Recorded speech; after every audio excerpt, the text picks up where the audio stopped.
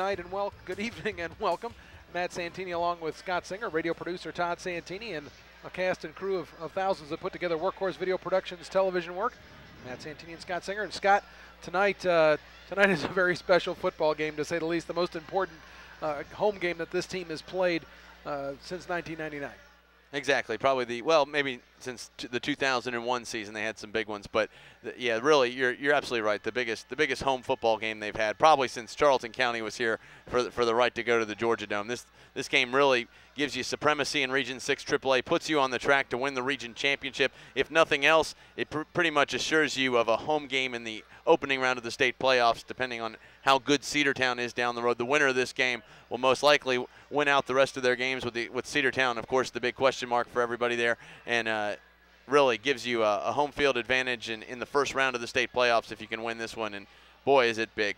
And even more importantly, the team that ends up winning this region, you and I were talking earlier this week, the team that ends up the #1 seed out of this region plays at home until the semifinals, where it's dome time, and then on the road for the state championship. I know we're getting way far away ahead of each other, but that just kind of amplifies exactly how important this football game is here tonight. More importantly, the region champion gets home field advantage in the crossover round, which we've always talked about being the most important round to have home field advantage, because that's the round in the quarterfinals where a South Georgia team has to come here, and whenever you have to drive 3 and 4 hours, well, you always have an advantage being the home team there. So obviously a huge contest here for the Hurricanes. Taking a look at the brackets quickly for the Georgia High School Association's playoffs, the #2 seed out of Region 6 has a lot of work to do, because they would come in with road games the entire way, and then if they were to play a 2 seed or below, they'd have home field in the state championship. But really, you're on the road the whole way outside of the first round if you're the 2 seed. So a lot at stake tonight as the Hurricane captains are making their way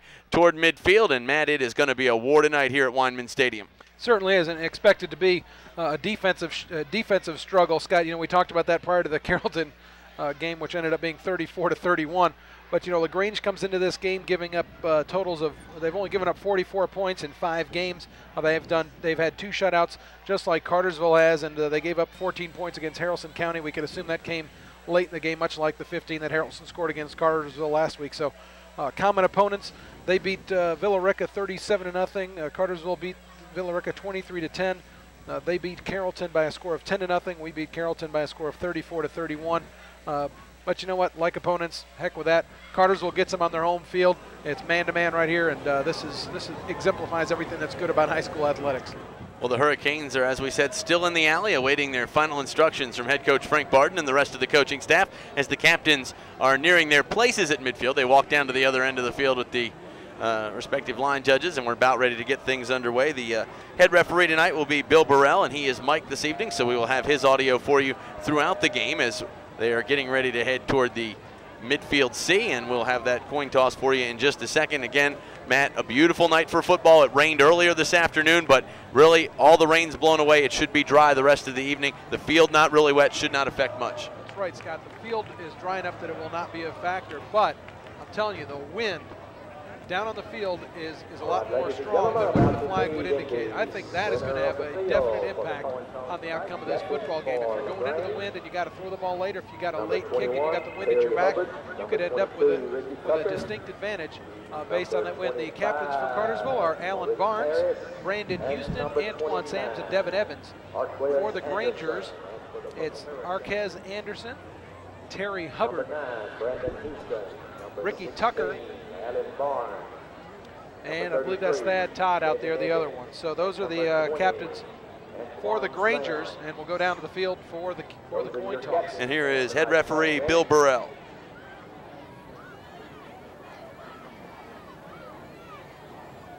And don't believe he's got his microphone turned on yet, so hopefully we'll send someone over there to let him know quickly to turn his microphone on. J.D. Smith, welcome to Purple Hurricane. We're just about ready to get things underway here from Weinman Stadium. Again, a huge game for the Hurricanes.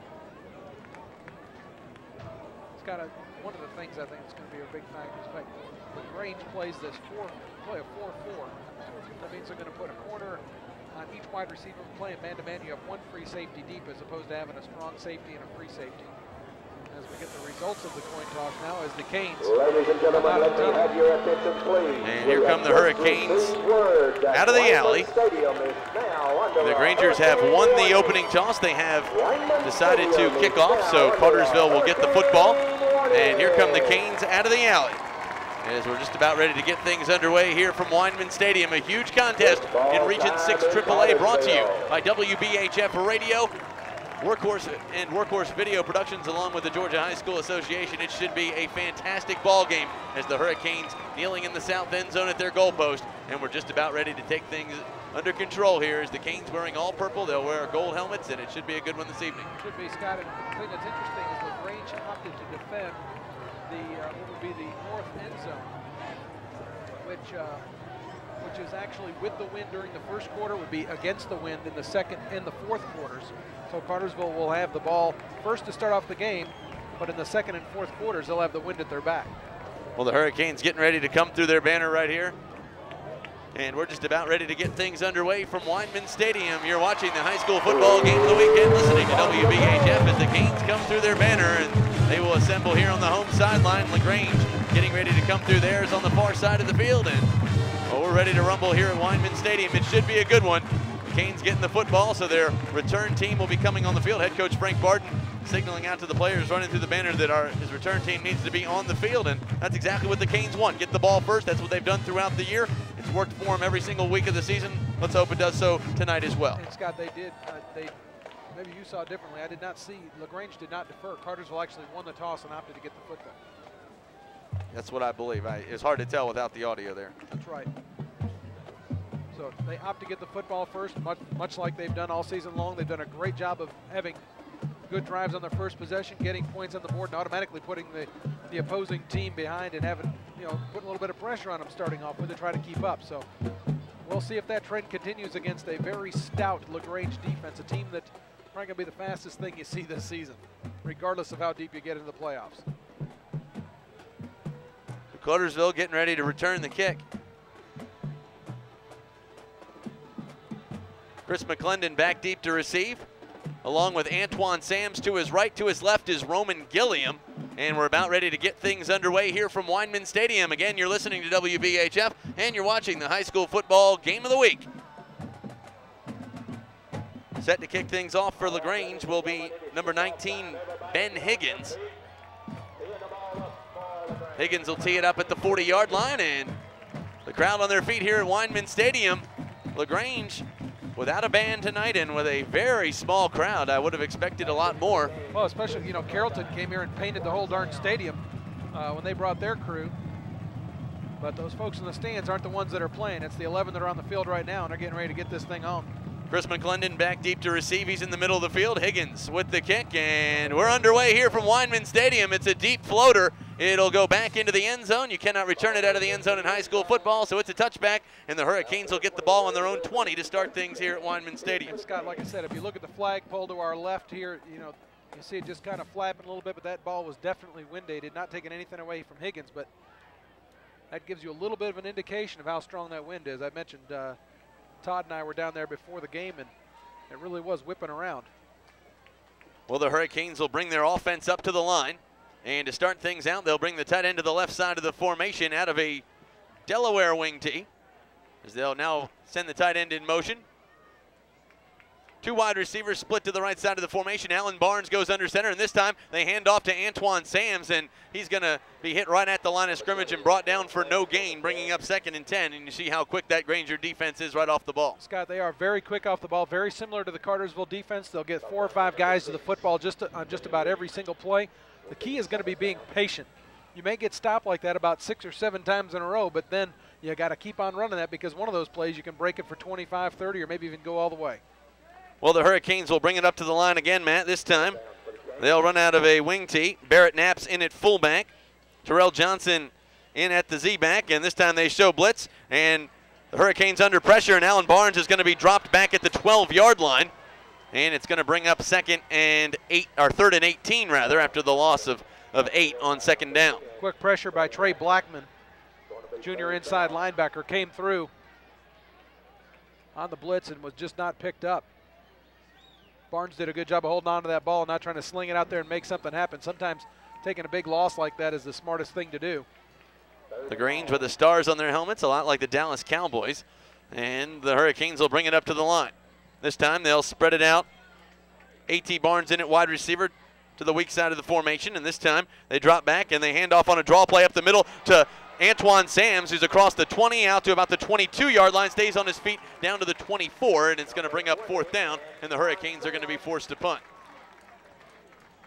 So the first possession by the Canes, they come up with nothing, and they'll bring their punt team on the field. Roman Gilliam will be set to kick it away. Back deep to receive for the Grangers will be number 8, DeMario Ford. Ford will be standing back at his own 46-yard line, and the Grangers anticipating good field position here to start their first quarter with 10:08 to go here. Hurricanes moving it around a little bit. Now they're going to shift on the punt. Rangers showing an attack style. They'll come after him. They get the punt away, and Ford will pick it up back at the 45. Purple jerseys all around him, and they'll drop him at the 46 or 47-yard line. Return of just a couple. He'll get it back actually to the 48-yard line is where they'll mark him down, and that's where LaGrange will take over 1st and 10. Number 4, Chris Cochran, and number 30, Daniel Payne. 9:50 to go, opening quarter. LaGrange getting ready to have their first possession. Cartersville went 3 and out. Ball's on the 48. Bringing him to the line will be Thad Todd, the junior quarterback. Rangers will open up in an I formation. Rangers with the football, and they'll run it right up the middle, and fullback Ricky Tucker's dropped right at the line of scrimmage for no gain that time, bringing up 2nd and 9, maybe 10. They'll spot it after a yard gain, bringing up 2nd and 9 right at the midfield stripe. And on the stop, number 46, Taylor Sharp, and number 11, Gavin Winters. Very similar to what happened to Cartersville on their opening play. We'll see if the Grangers put it in the air on 2nd down. LaGrange brings it up to the line. They'll run out of the eye, wing to the right side of the formation, and this time they'll run down the line on the option and hit in the backfield and drop for a loss that time was number 4, Justin Patterson, and the Hurricane defense comes up big. Very good pursuit that time as Cartersville. Brantley Ledbetter from the cornerback position able to come up and make the play. Very important to pursue up and not let them get ahead of steam. Give them a loss of 2 on the play. It'll bring up 3rd down and 11 for the Grangers. So the Grangers will bring it up to the line. They'll run out of the wing tee. They're going to send a man in motion this time as the Hurricane defense shifts, and now they'll drop back under play action. Rolling out is the quarterback Thad Todd, and he's going to throw it deep. He's got a receiver. It's wide open at the 10, and he's going to dive into the end zone for the touchdown. And just like that, the Grangers have put 6 on the board as they have struck quickly. DeMario Ford with the touchdown, and a little trash talk on his way in, but no flag as he dives into the end zone for the touchdown. And just like that, LaGrange is on the board first. They strike with a 53-yard pass play for the first score of the game. Ford just got a step right there, and Todd put it right where he needed to. 47 yards on the touchdown strike.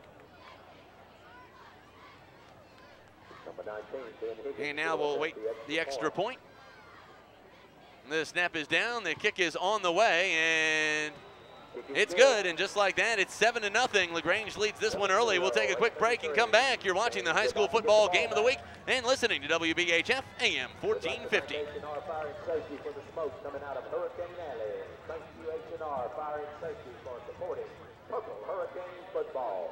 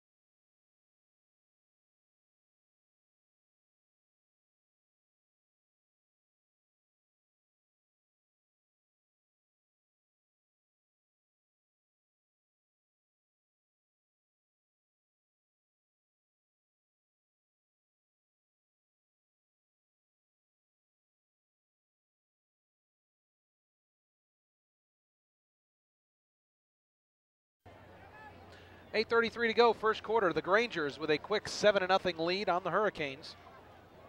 Hurricanes getting set for their second possession. Back deep as Chris McClendon, Antoine Sams, and Roman Gilliam. And to tell you what happens next, here's Scott Singer. Thanks a lot, Matt. Well, the Hurricanes find themselves in a strange position. They are trailing. Their defense has done a great job, but unfortunately they got burnt deep on that last play. Good play action fake that time and a good throw that time by Thad Todd to put the ball on the money, but they had stopped the Grangers on 2 previous tries to run the football, and then the long pass play, and they get beaten deep. So now the Grangers will kick things off. Ben Higgins tees it up at the 40-yard line. Back deep to receive is Chris McClendon. He's in the middle of the field, and it's a short floating ball. McClendon will field it at the 1, and they're going to call him for the touchback as he stepped into the end zone. So the Hurricanes will get the ball at the 20, and that's where their offense will take over, 1st and 10.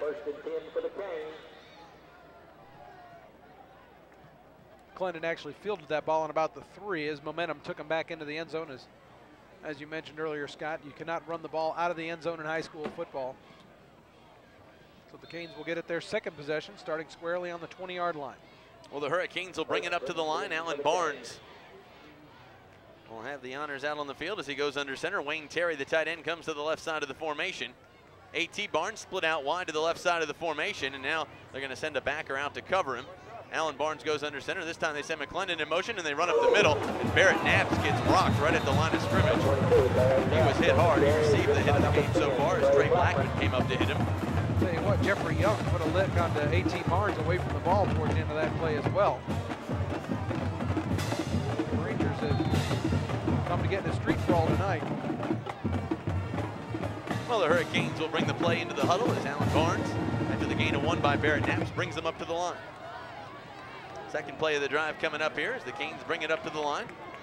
They'll run out of the eye. A.T. Barnes split out wide to the right side of the formation. Out to the left is Antoine Sams. And this time they're going to drop back. They run a draw play up the middle, and that's going to get nowhere. It's going to bring up 3rd and 10. Well, Matt, the running game not really working tonight. Well, they've loaded the line, and they've brought everybody in the box. They're loading it. They're moving around an awful lot. So much of this offense is predicated on reads and changing plays at the line and moving into the right play. And with the movement that LaGrange is showing, you got a guy that's lined up at linebacker and then coming into a down position and then shifting out on the wide receiver. They're jumping guys everywhere, and it's going to take a while for everybody to kind of get a grip on what they're doing on the defensive side of the ball. Well, Barnes will now come back under center. 7:11 to play here in the opening quarter. And this back, Barnes drops back, throws across the middle of the field, has a receiver in A.T. Barnes. He's across the 25 out to the 30, and he's got a first down. But I believe there's a penalty flag on the field, and we'll see what the call is. Scott, that's going to be 15 more against LaGrange as they came in and smacked Barnes after the throw. Great catch by A.T. Barnes. Ball was a little bit behind him, and then he makes something happen after the catch. See what the call is. We got illegal shift against Purple. We got personal foul, roughing the passer against White. Replay the down. Correct me if I'm wrong, Scott, but if there's a personal foul, they don't offset. Don't you take the personal foul? I thought you took the personal foul, but I could be wrong. Maybe it's... Well, that was a situation we were in last week, and that's the way it was called. That was a dead ball foul, though, I think, last week. You're correct. That is the difference there. And this is a foul in the field of play.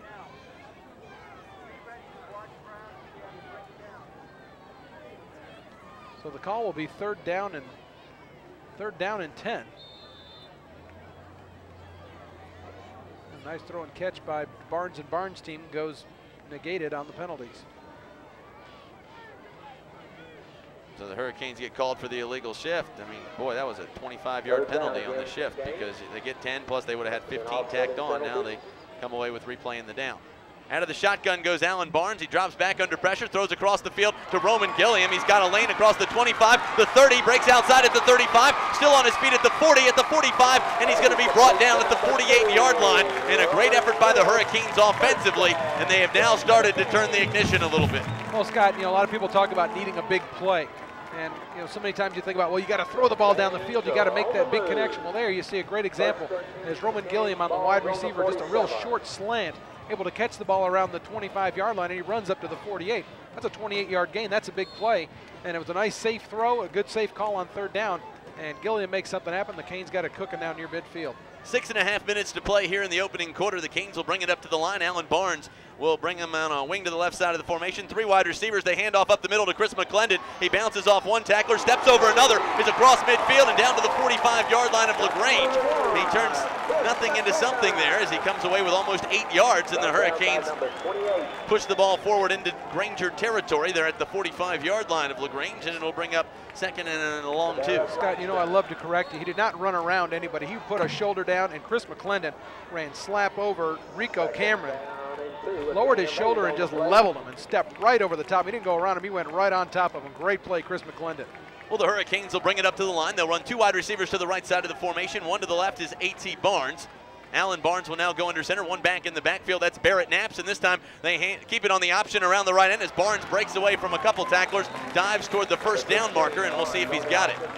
If he doesn't, Matt, he's very, very close. Depending on the spot, Scott, Braxton Kelly had him as he ran the option. He's able to had a grip of his on the back of his jersey, and Barnes able to shake out of it and get the necessary yards for the first down. Well, the Hurricanes moved the chains for the second time on this drive, and now they'll bring it up to the line. They're working from the Granger 42-yard line, moving right to left on your radio dial, or from the south end zone to the north. Canes will run out of the wing T this time. A.T. Barnes split out wide to the left side of the formation. Alan Barnes goes under center. One back in the backfield is Barrett Knaps. Now Barnes is going to change the play at the line as he calls the audible. He's going to send McClendon in motion, and this time he hands off up the middle to Barrett Knaps, who pushes forward toward the 40-yard line, a gain of a couple on the play. It's going to bring up second and long with 4:48 to go here in the opening quarter. Canes trailing this one 7-0 in the early goings. Scott, this was what I was talking about a little bit earlier about being patient. You know, you run a couple plays into the line of scrimmage, you get nothing, and then you throw a short pass and you get a big gain, and then you get a big gain, and now you're running in the middle, you're going to get a tiny little gain. You may not get much here, but you got to keep on being patient, keep on throwing it in there, and you're going to get the big plays. Well, the Hurricanes will bring it up to the line. They'll work out of the I. 2nd and 8 to call as Alan Barnes will go under center. Wide to the left side of the formation is Antoine Sams. They're going to drop back. This time they hand off up the middle to Chris McClendon, who pushes toward the line of scrimmage, and then he's brought down. It'll bring up 3rd and 8. Scott, I'll tell you the one thing that's not working is the terminology we used to use is a chip block. Whereas if you're running to the left-hand side and you're on the right-hand side, you would just kind of get a little piece of the guy that's on the line across from you, and you go downfield and try to block a linebacker or a defensive back.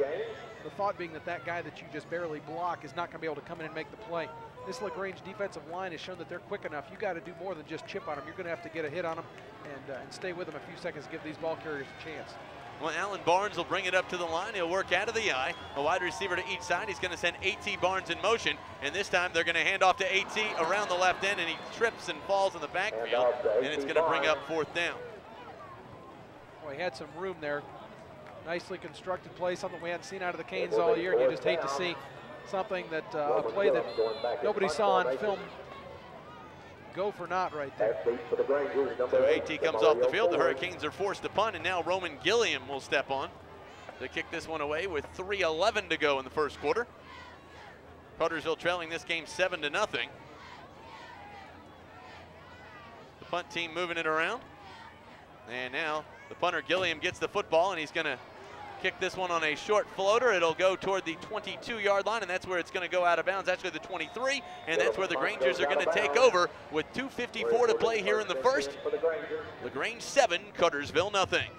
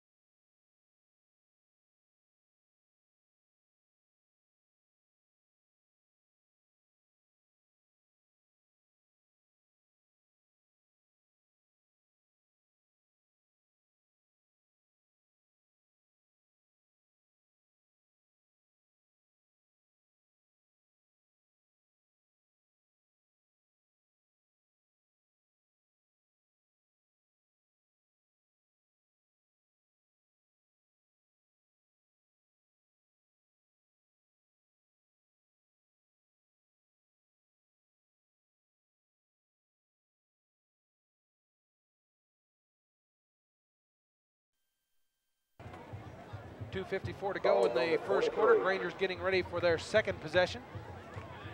Cartersville able to do something offensively, so the Grangers will start deep in their own territory at their own 28-yard line. And Matt, that was a big possession for the Canes because they started to gain some field position, and this is a field position game. Grangers with the football out of the wing tee, and this time they're going to hand off up the middle to their wingback, who gets across the 25 out near the 30. And a gain of almost 5 or 6 yards on first down. Brings up second and short, and that clock continues to run with 2:44 to play here in the opening quarter, and Davin Winters is slow to get up. Official time is called. Looks like he just got a stinger. He's going to get up by himself. Might have gotten the wind knocked out of him. He's holding his abdomen. Now Wing Terry will check into the game on the defensive line. Winters a big competitor. It'd be a big loss for them not to have him for the remainder of this. He just took one right in the gut, Matt. I think it's just going to take him a minute to get his breath back. Thad Todd goes under center again out of the wing tee for the Grangers. And this time they're going to give it around the left end of their wingback. Coming up to make the play is Roman Gilliam. He can't get him. He's across the 30 at the 40, and he's going to be wrestled down at the 44-yard line. So a nice gain there, and the Grangers move the chains. Once again, still trying to adjust to that speed. These guys are just as fast as the Hurricanes are. Able to get to the outside. Very important that you keep that step to the outside and keep containment and take good angles to try to cut them off. LaGrange will break the huddle and bring it up to the line. Third play of the drive coming up. Grangers again will work out of the wing tee. Wesley Woodard in on the left side of the formation, and this time they hand off around the other side, and carrying the football that time is number 4, Justin Patterson. He gains a couple, and it's going to bring up second and about 7. Brought down by number 7, James Maxwell.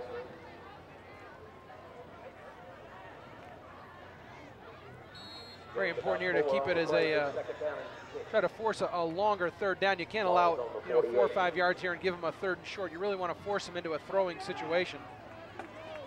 As Todd brings the team to the line, Tucker the lone setback. They long snap count, and the give will be up the middle to Tucker as he fights his way to the line of scrimmage into midfield. He's stacked up there. Good job by Wayne Terry, Devin Evans, Daniel Payne, Darius Benham. A number of helmets near the ball, and good news for the Hurricanes as Davin Winters comes back into the game. Bring up a 3rd down and 5, ball right at midfield, 1:10 to go in the first quarter play. Cartersville trailing by a score of 7-0. And number 30, Damon Hurd.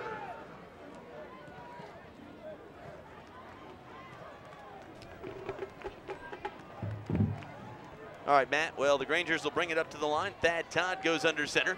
Again, they'll work out of the wing tee. They're going to send it back in motion. They pitch it to him around the left end. He's looking for the corner, and he's going to be hit and dropped, but not before I think he picks up the first down. He'll be spotted right at the 45. It's going to be very near the marker, and I think they've got it, and they do, so the Grangers will move the sticks again. Good job by Ledbetter that time, coming up and forcing a play back inside. The pursuit just didn't get to the ball carrier in time to stop the first down. Ball now spotted on the Cartersville 45-yard line. Now less than 30 seconds to go, first quarter. Well, the Grangers will bring it up to the line. Again, they will run out of the wing tee. Split out wide to the right side is Scherer. They send him in motion, and this time they turn around and hand off right up the middle. This time to number 4, Justin Patterson, as he gets across the 45 down to the Hurricane, looks like the 42-yard line, and that's going to bring up second and about 7. Darius Benham able to hold his ground right there and make the play. It's got, and that's going to do it for the first quarter of play. At the end of 1, your score, the LaGrange Rangers 7, the Cartersville Hurricanes nothing. We'll take a quick break. We'll be back with more action. You're watching the high school football game of the week and listening to the community radio station here, AM 1350. After the first quarter with the scores, the Rangers 7 and the Purple Hurricanes.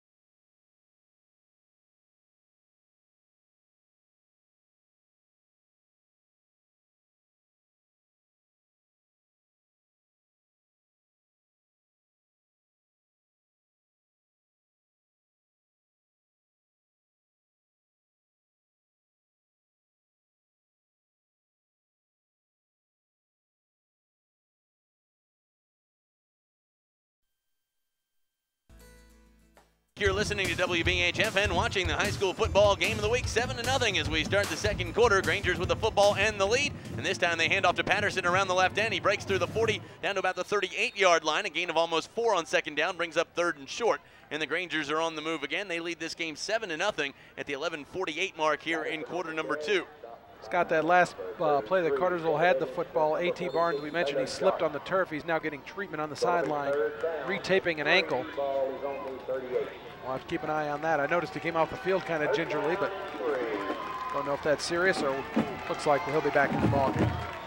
Grangers with the football. Thad Todd brings them up to the line. 3rd and about 3.5 to call. They're going to send a back in motion, and this time they hand off right up the middle, and they're going to get nowhere that time. Ricky Tucker, the ball carrier, gets hit right at the line of scrimmage and brought down. But tell you what, Scott, that whole right side of their offensive line, either the center snapped it and the left side didn't get off, or there was a couple guys that moved early on the right-hand side. Surprising that there's no flag there. And LaGrange faced with a very important 4th down decision. 4th and 3, ball spotted on the Cartersville 38-yard line, and they're going to go for it. No thoughts of a punt from head coach Steve Pardue. He's going to go for it as the Grangers bring it up to the line. 4th and 3 the call, 10:46 to go here in quarter number 2. The Canes load the line. They'll run out of that Delaware wing tee, and they're going to hand off to Patterson around the right end, and he's going to dive near the 1st down marker, and we'll see if he's got it. Looks like he does, as all the Grangers. No. Wait just a second. Where that spot is, he does not have that 1st down. He does not have that 1st down, Scott. They're going to measure for it. There is no way he's got that 1st down. Matter of fact, on the far side, they're pointing in the other direction. They're going to have to bring out the sticks, man. I don't believe he's got it. Not so fast, my friend, as Lee Corso would say. That ball is shy of the 35-yard line. 3 inches.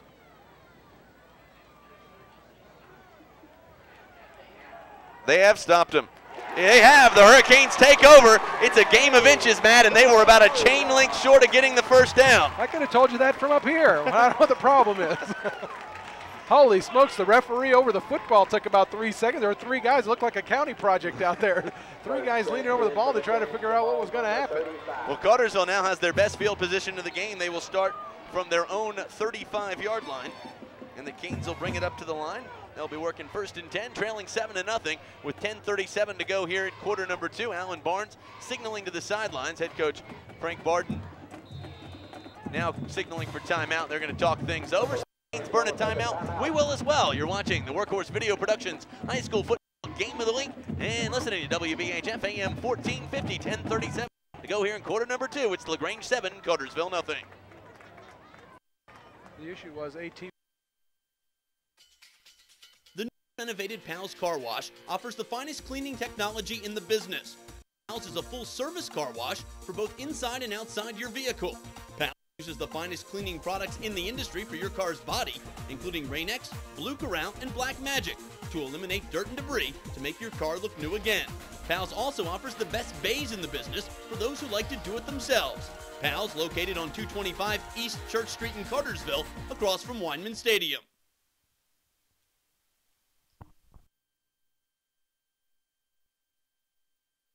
At Quiznos, we toast our subs to enhance the flavor. Are we weird, odd, or pioneers? Consider the Stone Age. Trevor, where's your rock? I have discarded it in favor of this pointed stick. I see benefit of pointed stick.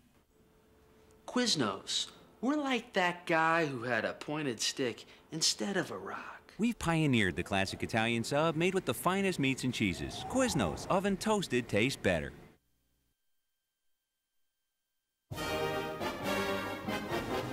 United States Industrial Supply is the place for all your nuts, bolts, and fasteners. With a full stock on hand, they have what you need. U.S. Industrial Supply is a proud sponsor of Cartersville Athletics and wish the Hurricanes the best of luck in the fall of 2003. United States Industrial Supply on 622 South Tennessee Street in Cartersville. A world of nuts and bolts.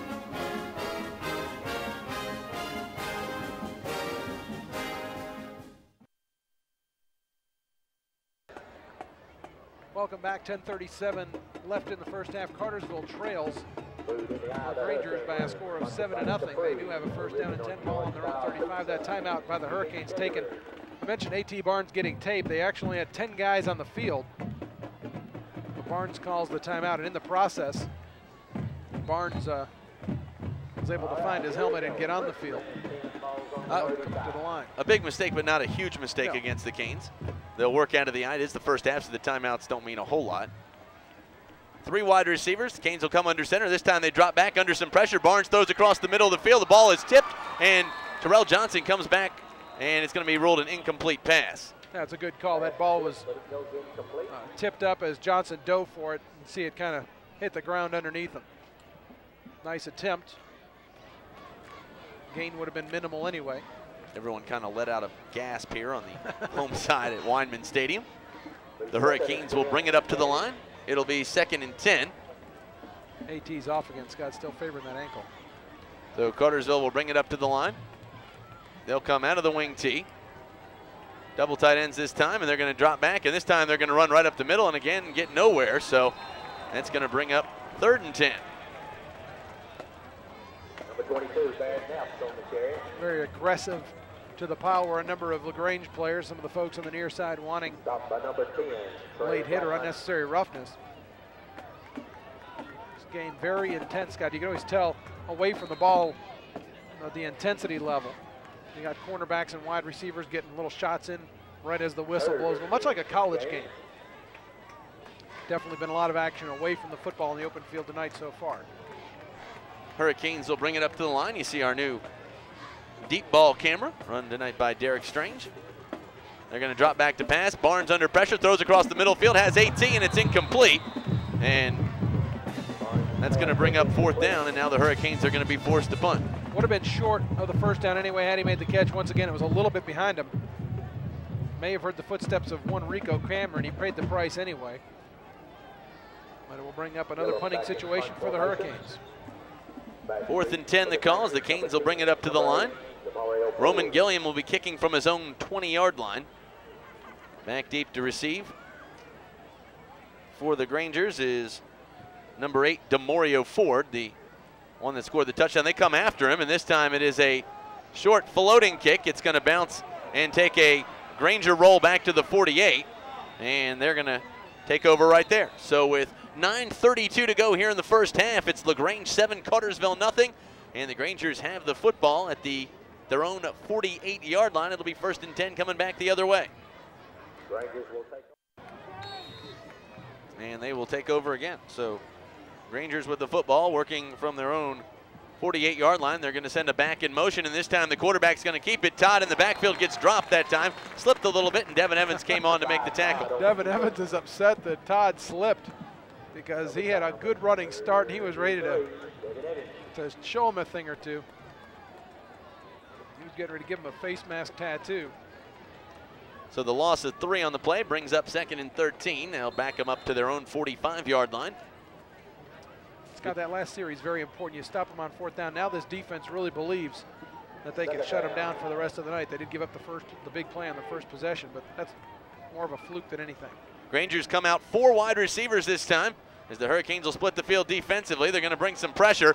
Dropping back is Todd. He's going to set up the screen pass over the middle, and the ball is incomplete. That time intended for number 4, Justin Patterson. And boy, if he caught that, he had some real estate in front of him. Well, he did, Scott, but really there was great coverage downfield as they sent 4 guys deep. Brantley Ledbetter, check that. Brandon Houston was in the area, kind of spot shadowing on Justin Patterson. So there would have been a shot to make a good tackle there, but definitely the pursuit, a well set up screen, poorly executed. On the throw, and they missed the ball a little bit high. Well, the Grangers are going to have some wholesale substitutions as they bring in about 4 new players off the bench. They'll come up to the line. This time they will work out of the wing tee. They're going to send the wide receiver to the right side of the formation, tight end to the left side, and the quarterback, Thad Todd's going to come under center as number 21, Terry Hubbard, goes in motion, and this time he's going to roll out, throwing down the middle of the field. The ball is tipped and incomplete, and that's going to bring up 4th down, and the Grangers should be kicking this one away. I'll tell you what, Thad Todd put that one on a rope. Great coverage that time by Terrell Johnson. I didn't see who that other streaking guy in purple was. May have been Ledbetter to knock that ball up and away. Well, Scott, you know, you're down by 7. It's just a one-play football game. There's no need to panic. The team that's going to sit there and just relax and play their game, a whole lot of football to be played. Well, Matt, I equate this one to a prize fight as the snap comes out and the first kick is away, and Terrell Johnson will signal for the fair catch out of the 23-yard line. And the Grangers stopping right there. And so Cartersville will take over 1st and 10, coming back the other way with 8:31 to play here in the first half. LaGrange 7, Cartersville nothing.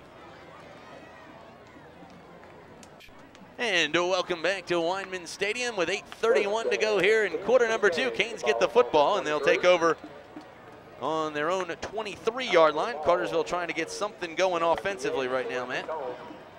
With 8:31 to go as Alan Barnes will go under center, and this time the Hurricanes are going to run right around the right end. Chris McClendon with the football takes it at the 25, gets out to about the 27-yard line. A gain of 4 on first down, brings up 2nd and 6. Tell you what the difference this week versus previous weeks is once you turn that corner, once you get past that first line, once you get to that edge, you can't stutter step and kind of look around. You got to keep on going full speed and just get what you can get, because just trust your instincts. There's going to be about 3 or 4 guys with a silver helmet on there coming at you pretty fast. 8 minutes to go here in quarter number 2. It's now LaGrange 7, Cartersville nothing. The Canes trailing, and as I was saying, Matt, earlier, this game a lot like a big prize fight in Vegas, and unfortunately LaGrange got that first right in and connected pretty good, and now it's been pretty much, you know, both teams just feeling each other out for a couple here since the first drive of the game. The Canes hand off to Barrett Knaps up the middle, and he's hit and brought down after a loss on the play. It's going to bring up 3rd and long. That's one thing that has not been working that has worked in previous weeks, and that is the fullback up the middle. There's too many bodies right up there near the line of scrimmage, too many quick guys there. Coming out of that 4-4, those linebackers very tight to the line, and you can't get 5 guys to block 7. Well, the Canes will bring it up to the line. It'll be 3rd and 6. Closer to 3rd and 7, and Alan Barnes goes under center. Out of the wing tee, this time he's going to drop back. They run crisscross underneath it. And no, they don't. They faked it, and it faked me out. And Alan Barnes got dropped back at the 20-yard line, and the Hurricanes are going to be forced to punt after a loss of 3 on that drive. Scott, I think they were going to try to run that play, the underneath handoff. But Barnes was under so much pressure so quick, he wisely tucked that up and took the sack. So Roman Gilliam will have to kick with 6:40 to play here in the first half. He'll have to kick from his own, looks like 6-yard line. LaGrange showing pressure, and they're going to come after him, but he gets this one away. It'll be a high floating kick. They'll signal for the fair catch at the 45, and that's where the Grangers will take over at the Cartersville 45 with 6:23 to play here in the first half. It's LaGrange 7, Cartersville nothing. Cartersville down by 7. Grangers with the football. They're going to run out of the wing tee, and this time they're going to hand around the other end. He's hit and dropped it on the reverse that time. Number 21, Terry Hubbard, the ball carrier, gets hit right at the 45-yard line and dropped for no gain. So it's going to bring up 2nd and 10. Good play by Davin Winters, staying at home and able to lay a shoulder into the ball carrier and drop it for no gain. They faked to the A-back, and then the Z-back came back around the other end and got the football. And looked like he had some room, but the Hurricanes closed quickly defensively. 2nd and 10 the call, 5:51 to play here in the first half. Again, Thad Todd goes under center. They're going to send it back in motion. They pitch it around the left end. He's looking for the corner, and the Canes are going to come up and stick him back at the 48-yard line. A loss of 3 on the play. Zach Kiesler in on the tackle, along with Daniel Payne, and looked like a bunch of other purple jerseys. Like a bunch of Lions in a Siegfried and Roy show, Scott. Zach Kiesler was just the first Lion to get to him. They're going to give him forward progress up to the 46-yard line, so it's only a loss of about 1 on the play. Brings up 3rd and 11 with 5:20 to play here in the first half. It's been a very quick first half of action here at Weinman Stadium. More like a bunch of ducks after a piece of bread, I guess. Zach didn't get him. A lot of other guys would have had a chance to. 4 wide receivers. The Grangers show this formation for the 2nd time tonight. They're going to come out of the shotgun. They drop back. Todd throws across the middle of the field. The ball is tipped and incomplete. That time intended for number 10, Trey Blackman, and he couldn't hang on. Boy, Todd, 2nd time tonight, he's really put one on a rope. Blackman probably should have made that catch. He still would have been short of the first down. But the Hurricane defense steps up to the task, and with 4:57 to go in the half, they'll get this football back. Well, it has been even going. LaGrange kind of winning a little bit of the field position war as they get the kick right here. And they'll get this one underway, and that's kind of a floater down the left side. It'll He shanked over toward the 22-yard line, and that's where the Hurricanes will take over. Not a great kick that time by number 19, Ben Higgins, but the Hurricanes take over with 4:49 to play in the first half, trailing 7-0. Reminder, next week, the Booth Western Art Museum's first annual Southeastern Cowboy Symposium gets underway. For information on that event, you can go to the web, boothmuseum.org. 4:49 to go in the half. Cartersville trails by 7. They have the football on their own 22, and to tell you about it, here's Scott Sexton. Thanks a lot, Matt. 4:49 to play here in the first half. Canes will come out of the I, 2 wide receivers, and this time they're going to hand off to McClendon up the middle, and he's hitting the backfield and dropped for a couple. And Matt, one thing the Canes have just not been able to get to the line of scrimmage fast enough. There's been so much pressure defensively, and they're putting so many people in the box that the Canes have to react a little quicker, and it might be time to go to the shotgun. Not even specifically, I'll give you a little more specific than that. They're sending about 3 or 4 guys right over the center, and that's where they're getting a whole lot of pressure right straight up the middle. That's no reflection on the job the line's doing. They're sending more bodies than there are people to block them, and they're really stuffing anything before it can even get developed. Well, the Canes will bring it up to the line. A loss of 4 on the play brings up 2nd and 14 as Alan Barnes goes under center. Under some heavy pressure. This time he drops back, throws to the flat, has a receiver in Terrell Johnson. Johnson's across the 25, stays on his feet at the 30, loses the football out of bounds up at the 35-yard line, and it looks like the Hurricanes have a first down. So well-constructed play there, just what the doctor ordered. A quick little pass to the out, good blocking downfield, and a first down. Well, Matt, that's one of the things they have to do is throw quickly to the flat and get some of this pressure off the middle of the offensive line. That's right. It's got their bunch and everything right inside the tackles. Got a couple quick scores to pass out to you. Cedartown 8-3 over Villa Rica. Woodland 14-0 on Gordon Central. Well, the Hurricanes will bring it up to the line. They'll show 4 wide receivers for the first time tonight. No tight end. LaGrange has to back off a little bit in coverage this time as Alan Barnes goes under center. 1 back in the backfield. That's Barrett Knaps, and they hand it off to him around the left end. Knaps gets through the first couple tacklers and gets out toward the 40-yard line. A gain of 5 on first down brings up 2nd and 5 with 3:48 to play here in the first half. Scott, that formation made that play work. You mentioned they go to 4 wide for the first time tonight. What that does, you got to spread out those defensive backs. Those linebackers have to take a couple steps off the line of scrimmage. So now you've got 5 guys blocking 4, and you're able to get good yardage on first down. So the Canes will bring it up to the line. It'll be 2nd and 5. They'll work from their own 40-yard line. Again, they'll go 4 wide receivers. 1 back in the backfield is Barrett Knaps. They're going to send it back in motion in Terrell Johnson. They drop back. Barnes throws across the middle of the field. It's caught that time by A.T. Barnes, who pushes his way across midfield down to the 47-yard line of LaGrange. A nice pickup there for the Canes of 13 yards, and they'll move the sticks again. It's got a lot of Alan Barnes' game is predicated on confidence. He's a very confident young man.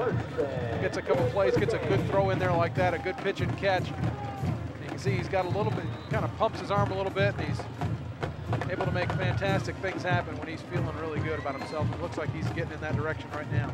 Almost 3 minutes to play here in the first half. Canes showing some life offensively. They're going to bring it up to the line.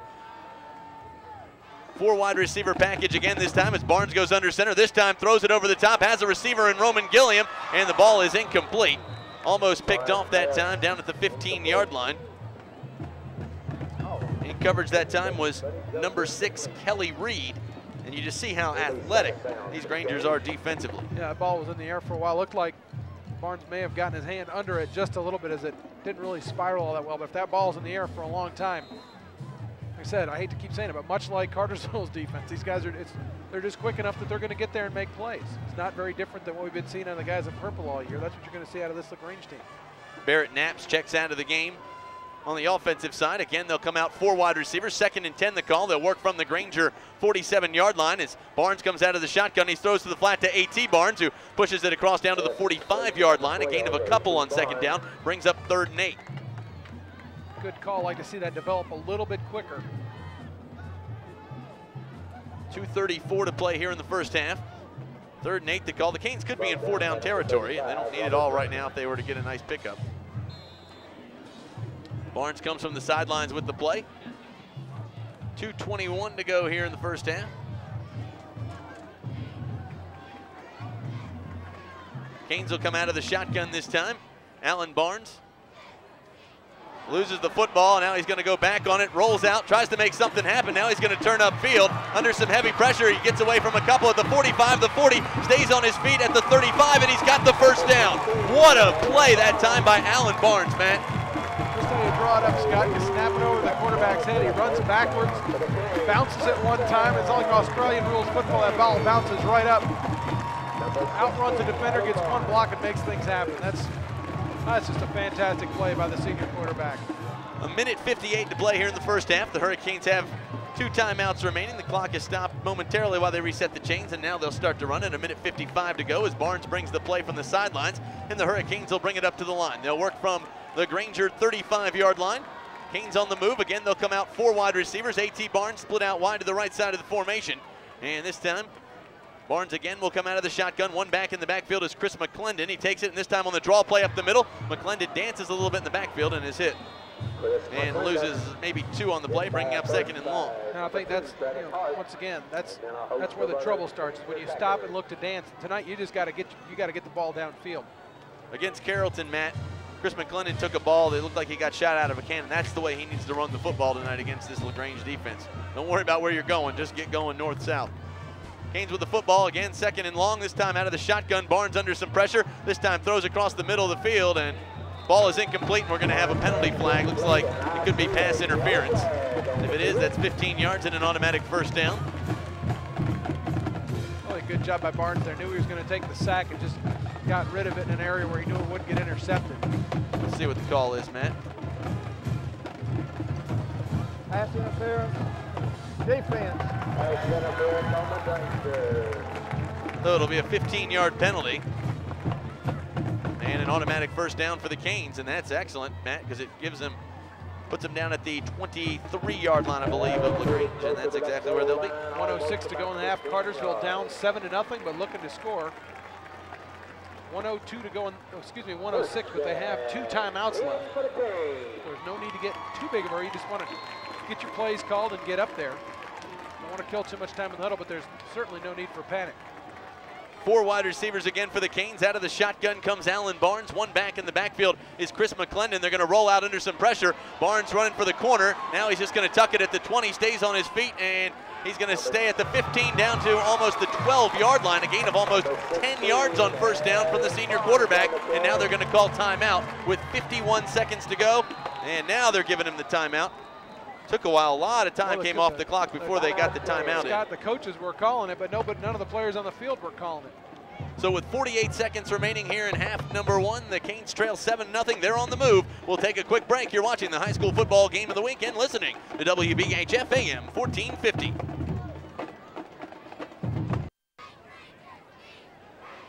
.48 seconds to go in the half. Cartersville with the ball, 2nd and inches. On about the 13-yard line. How did Alan Barnes make that happen, Scott? How did he not get the first down? I cannot believe he got that close to the first down.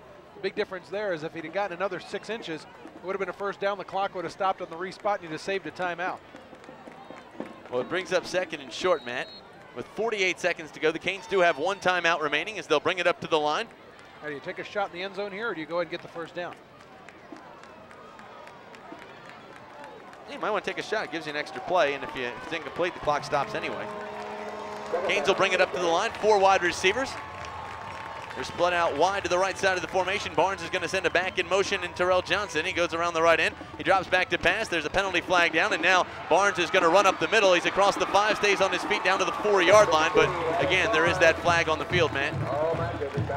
Either a wide receiver moved early or a defensive lineman jumped off sides early. That came down right as the ball was snapped. I find it hard to believe it's anything but that. We'll see what the call is. And it looks like it's going to be against the Canes.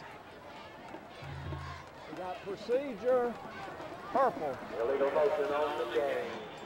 So it'll be illegal procedure against the Canes. It'll back them up 5. So instead of 2nd and inches, Matt, it's now 2nd and 5. Travis Hart coming off the field for LaGrange. One of their linebackers holding an elbow. Well, the Canes will bring it up to the line, Matt. 39 seconds to go, and the clock is running. They'll bring it up to the line. Barnes goes under center. 4 wide receivers. They're going to send a back in motion in Terrell Johnson. And this time Barnes drops back under some pressure. This time looks down the field, has a receiver, and Johnson down at the 3-yard line. He's down, it's complete, and the clock will stop with 22 seconds to go. Canes do have 1 timeout remaining. They're going to ground this ball here, Scott. Great throw by Alan Barnes. Great catch by Terrell Johnson. And a great job by the whole offense by getting the ball as it's getting spotted. The Canes will bring it up to the line. Again, they'll go 4 wide receivers. The clock runs, and Barnes comes out, and he's going to spike this one. And so the clock stops with 17.3 seconds to go. It'll be 2nd and goal from the 3-yard line. The Canes do have the ability to run the ball, Matt, because they still have 1 timeout remaining. Well, that's why, I mean, it would have been even a bigger gamble right there, but you know, everybody's expecting him to down that, and everybody was just kind of diving down at the ground. If Barnes could have run a quarterback sneak there and taken the yardage and then maybe just spiked it or burned the timeout then, he may have gotten in. Barnes will bring it up to the line again. They'll run 4 wide receivers. This time 3 of them bunched up wide to the left side of the formation. They're going to roll out. This time they throw to the end zone. Wide open is Terrell Johnson, and the Hurricanes have pulled within 1. What an effort that time by the quarterback. What a great play. He looked down the line, found his man, and the Hurricanes just marched it all the way down the field. A 77-yard drive, and they cap it off with a touchdown right there, and Chad Rhodes will come on to attempt the tie. Scott, good coaching puts players in the position to succeed. And that play right there was a very well-constructed play, and that gave Barnes the opportunity to execute it and make something happen. Great job by the Hurricanes. Chad Rhodes in to attempt the extra point. The snap is down. The kick is on the way. It's good. We're deadlocked at 7. We'll take a quick break and come back with the kickoff. You're watching the high school football game of the weekend, listening to WBHF AM 1450.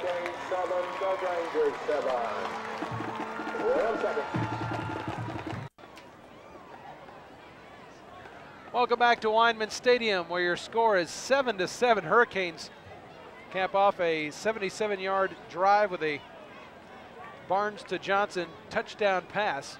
Great, I can't say it enough, a great constructed play there by the Hurricanes, and then the execution is there, makes the world go around.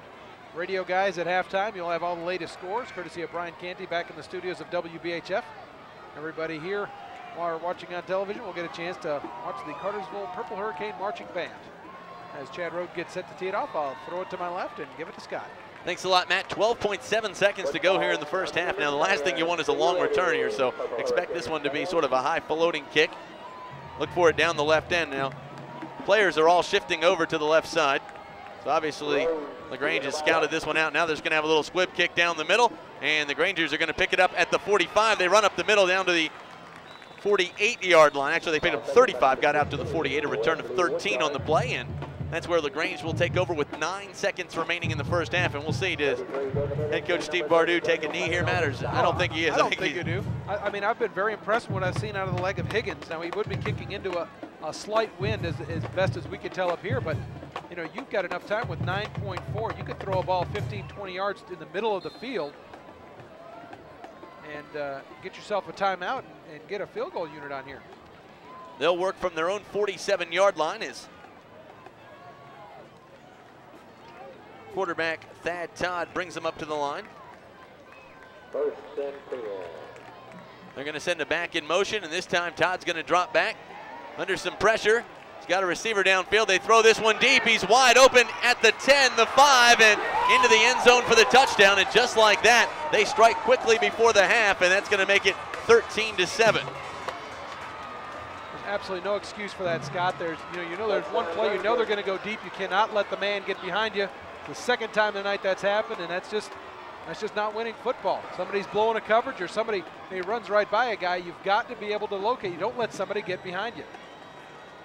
This late in the half, it doesn't matter if you think somebody's got help over the top. You don't let a man get behind you. It's the second time they give up the long play, and all that good hard work and momentum you plan on taking into the locker room, well, it's all for naught now. As Higgins lines up the snap, the set, and the kick, all three are good, and with 0.1 second on the clock, we'll have to sit through a kickoff and stew about this on the sidelines. Will the Hurricanes now down by a score of 14-7. We'll take a 30-second break and come back here listening to AM 1450 WBHF and watching the high school football game of the week.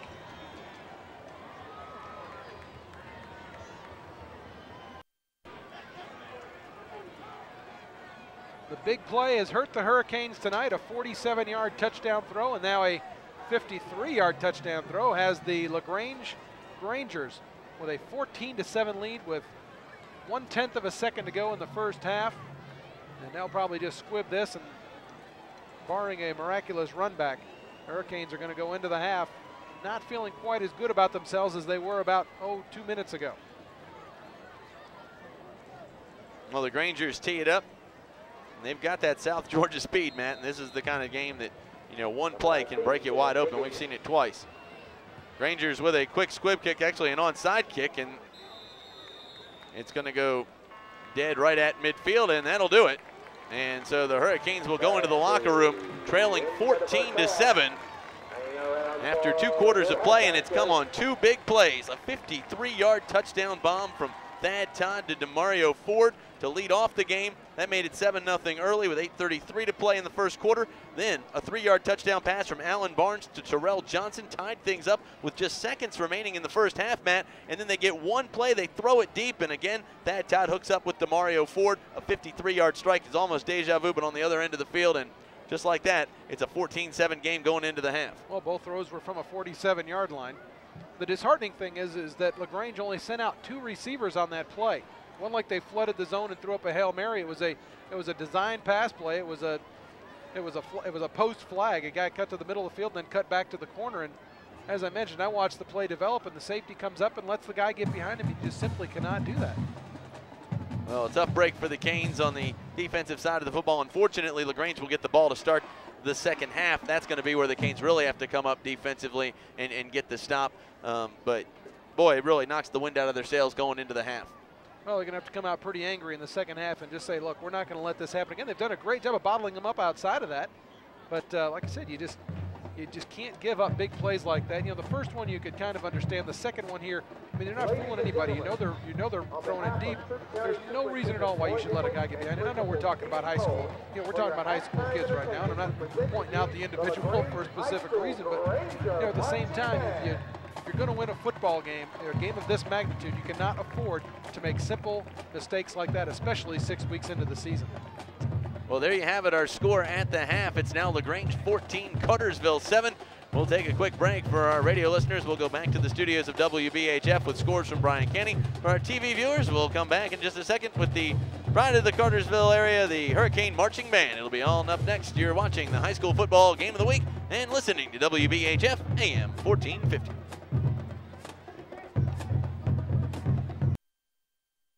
On a musical trip down the bayou to the Big Easy, New Orleans. Hey, it looks like Mardi Gras time. To get the party started, we've got a medley of tunes including Little Liza Jane and that old standard When the Saints Go Marching In.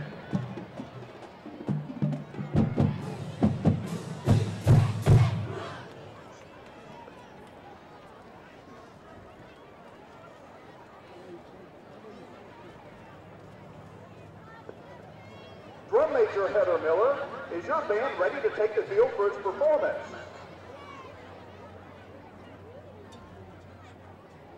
Ladies and gentlemen, the Cartersville Purple Hurricane Marching Band.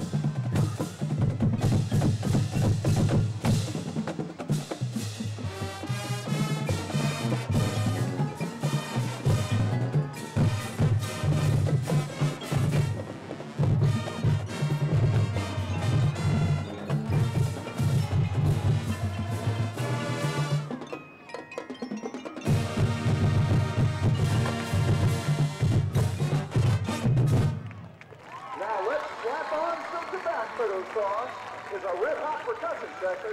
Spices things up with a bit with a tune arranged by our own Deanna Marshall. It's jambalaya.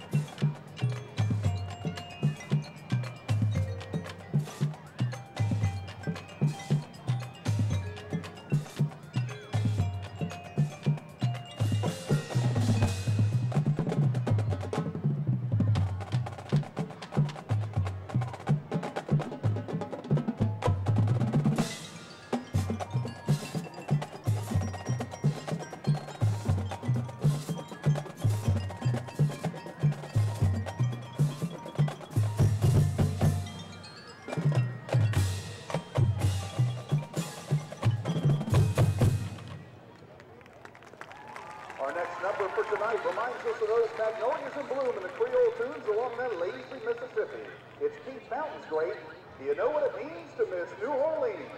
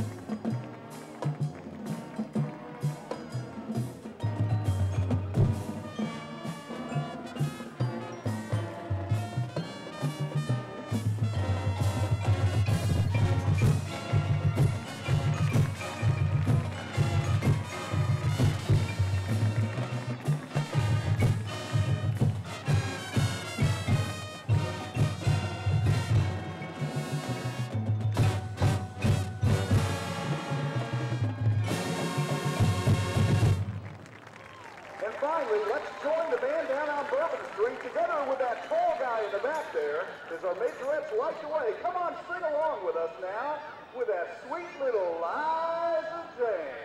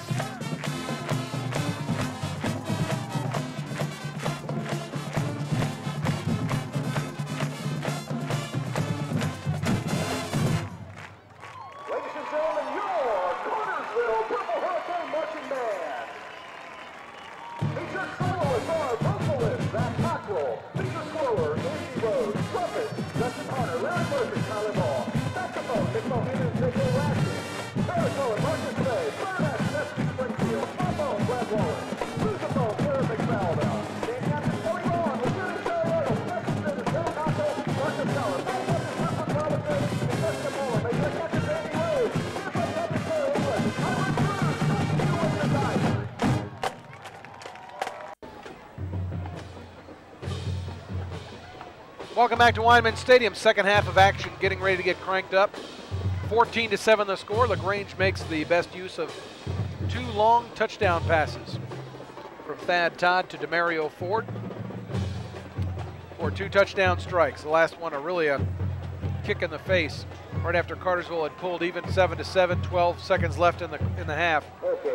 And Matt, one of the things you have to look at here in the locker room and coming out in the second half is the fact that, hey, they beat this team with the exception of 2 plays, and they need to take that as a positive and not dwell on the fact that they're down 14-7, because they can move the football against LaGrange. They just proved that, and if they can, and they've got to feel good that just 2 breakdowns in the secondary have cost them. Now the kickoff is a short floating kick. It'll be fielded at the 18-yard line. He's across the 25, the 30, right up the middle, and he's going to be brought down at the 40-yard line, and that's where the Grangers will take over. 1st and 10 from their own 40-yard line. Just inside the 40 at the 39 is where LaGrange will take over. Oh yeah, I mean the stats break out very easily.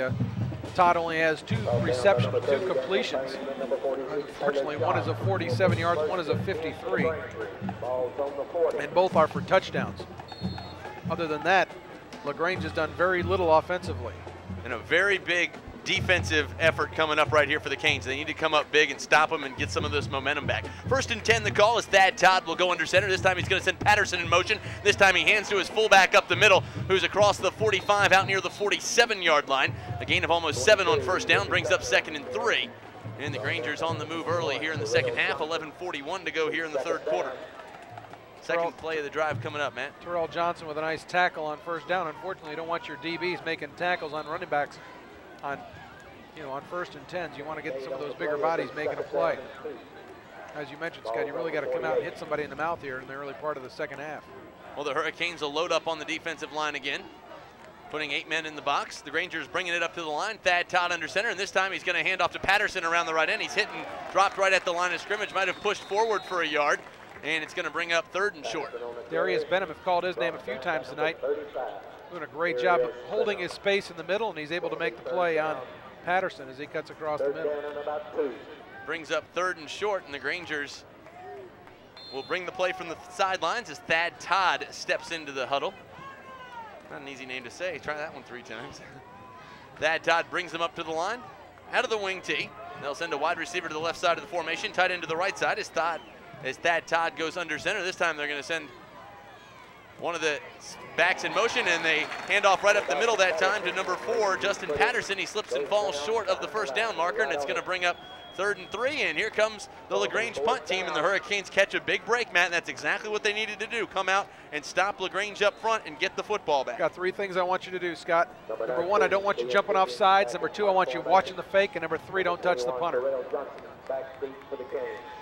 So Ben Higgins comes in to kick it away. He'll be back at his own 32, and he gets this one underway. It'll be an end-over-end kick. It'll roll dead at the 21-yard line, and that's where the Hurricanes will take over 1st and 10 with 10:02 to play here in quarter number 3. So the Hurricanes take a minute 58 off the clock, and now they've got the football with 10:02 to play here in the 3rd, trailing 14-7. 3 and out go the Grangers on their first possession of the second half. The Hurricanes now come fresh from the sidelines. 10:02 to go. Ball spotted at their own 21-yard line. A chance to pull even with the Grangers, who lead this one 14-7. Cartersville brings it up to the line. They will work out of the eye. 2 wide receivers to the left side of the formation, 1 to the right side as Alan Barnes goes under center. Again, 10:02 to play here, and he's going to drop back. This time he hands off up the middle to Chris McClendon, who's across the 25, out near the 26-yard line. And a gain of 5 on 1st down brings up 2nd and 5, and the Hurricanes moving the football early here in the 3rd quarter. Scott, that time you can tell that, sorry to jump on you right there, but McClendon that time got the ball and really got through the line of scrimmage in a hurry. The result is a 5 or 6 yard gain on 1st down. No tiptoeing in the hole, no dancing, getting it upfield. Great job, Chris McClendon. Gains 5 on 1st down, brings up 2nd and 5. Canes will again run out of the eye. 2 wide receivers split out wide to the right side of the formation, 1 to the left, no tight end, and this time Barnes drops back, and he gets leveled back at the 21. Hit hard in the backfield that time and dropped. In on the tackle, I believe, was number 10. Looks like Trey Blackman got the sack. I tell you what, running start, timed it very well, and Barnes had little or no chance to do anything. So it's going to bring up 3rd and 8, a loss of 3 or 4 on the play, and the Hurricanes will bring it up to the line. Ball back on the 22. Now they'll split it out wide again. 3 wide receivers, 1 to the right side of the formation, 2 to the left side. And again, Barnes will go under center, out of the eye. And this time he's going to drop back under play action, has some time, throws it over the top, has a receiver wide open that time. Upfield was Roman Gilliam out at the 36-yard line, and the Hurricanes will move the chains. Scott, I tell you what, when you got guys on the outside that just, you have so many guys on the outside that make plays. I sound like a broken record because every week I say it, but when you throw the ball and put it there, these guys are, you give them a chance, put it in the zone, and these receivers are going to get it. Great catch, Roman Gilliam, big possession play conversion for the Hurricanes. Well, the Canes bring it up to the line. Again, they'll run the tight end to the right side of the formation. Out of the eye, they'll go 3 wide receivers. Actually, no tight end that time, 3 wides, and they hand off up the middle to Chris McClendon as he gets near the 39-yard line. Seeing double there. Contact slip, saw an extra guy on the left side. Good thing I didn't see a tight end there because that would have been one too many. 8:24 to go here in the 3rd quarter. Canes pick up a couple on 1st down, brings up 2nd and long. Alan Barnes coming from the sidelines with the play. Once again, patience. Don't feel like you got to get it all at one time. 2nd and 8 the call. Cartersville will again come out of an eye. Chris McClendon in at tailback. Barrett Knapp's in at the fullback. Again, they go 3 wide receivers. 2 to the left side of the formation, 1 to the right under pressure. Barnes has some time, throws it across the middle of the field, has a receiver in A.T. Barnes down at the 45-yard line of LaGrange, and the Hurricanes pick up the 1st down and move the sticks. Another great job by Alan Barnes to avoid pressure, rolls out, throws it off his back foot and sidearm to A.T. Barnes, who works his way back. Makes the catch as he goes down. 1st down Hurricanes. Now into LaGrange territory. 7:54 to play here in quarter number 3. Cartersville with the football in Granger territory. They'll bring it up to the line. Cartersville with the ball at the Granger 45, and again they'll come out of the eye. 3 wide receivers set. A.T. Barnes split out wide to the left side of the formation, and this time they're going to hand off up the middle to Barrett Knapp's, who bulls his way toward the 40-yard line as he pushes for 5 yards, and the Hurricanes will now face 2nd and 5. Great extra effort that time by the sophomore back. Scott, I tell you what, the one thing that the Hurricanes really need to do is go on an extended snap count. These LaGrange linebackers are running up to the line and timing that snap count. I don't know if they're keyed in as to what they're doing, if the Hurricanes are going off on every snap count, but they can get an easy 5 anytime they want it, just by going with a hard count, not moving. Well, Matt, one of the things you're seeing for the first time tonight is LaGrange has got guys with hands on their hips, hands above their head. They're struggling for air right now, and the Kings can come in for a sort of a knockout punch, and they're going to call an audible at the line as Alan Barnes changes things up. Out of the eye, they'll go 3 wide receivers as he gives a hand signal to his wide receivers, and this time they're going to drop back under play action. Barnes has time, throws it in the flat, and the ball is incomplete. That time, A.T. Barnes fell down on the route and wasn't in the area. And the ball almost picked off that time by number 6, Kelly Reed, but a good throw to the sidelines didn't give him the opportunity to pick that one We up. mentioned the ground, the field not being wet from the rain, but you know, this time of night, things tend to get very moist. We've seen A.T. Barnes slip a couple times. We've seen a few guys on LaGrange slip as well. And could be that field is just picking up a little bit of dew now that it's been stamped and stomped down a little bit. Some of that, maybe that moisture that was underneath, or some of the moisture is just beginning to gather as the night goes on. Well, the Hurricanes will bring it up to the line. Again, they will show 3 wide receivers. Out of the eye, Alan Barnes goes under center, and now the Grangers jump across the line. And they're going to throw the penalty flag. Finally got that flag out of his pocket. And we'll see what the call is. Be so sure this is against LaGrange. Alan Barnes was moving back to call the play. He was moving back to audible, but they may say that he was trying to deceive the defense. See what the call is. It's going to be offsides against the defense. He doesn't have to turn his mic on if he's pointing in the right direction. Right. I don't care. So, anybody help you out there? Offsides on the defense. There you go, Matt. Very close to a 1st down. Still 3rd down. It'll be 3rd down and short now for the Canes. Changes the play calling a little bit with 6:52 to go in the 3rd. That was actually funny, Matt. Told you that. That happens every once in a while. A blind squirrel gets a nut here and there. All right, Hurricanes with the football. Alan Barnes will bring it up to the line. He's going to keep it up the middle on the quarterback keeper. He's across the 30, stays on his feet down to the 29-yard line as he kind of jumped over the line. Came up with the big play. The Hurricanes move the chains again. It'll be 1st and 10. They'll work from the Granger 29-yard line, and the Canes are on the move with 6:46 to play here in quarter number 3. And Cartersville coming out of the locker room with a little extra fire in their belly here in half number 2. Well, certainly they've made some type of adjustment that they're able to move the football. Of course, they were moving it fairly well in, that, in their last possession of the 1st half, but certainly, even if they don't come away with points, just confidence points at this point, moving the ball down the field. Canes will work out of the eye. They're going to send Antoine Sams in motion.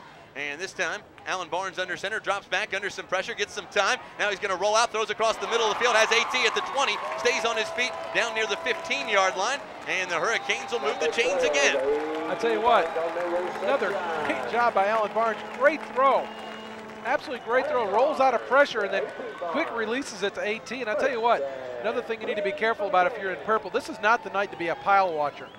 If you're standing near the pile, you're going to get hit. You may as well find somebody in white and lay it to them because they're coming after you. And now LaGrange, you mentioned hands on hips. They're going to burn a timeout right here and try to regroup on defense. 6:11 to go in the third quarter. Cartersville down by 7, but moving it into LaGrange territory. We'll take a quick break. You're listening to AM 1450 WBHF and watching the high school football game of the week.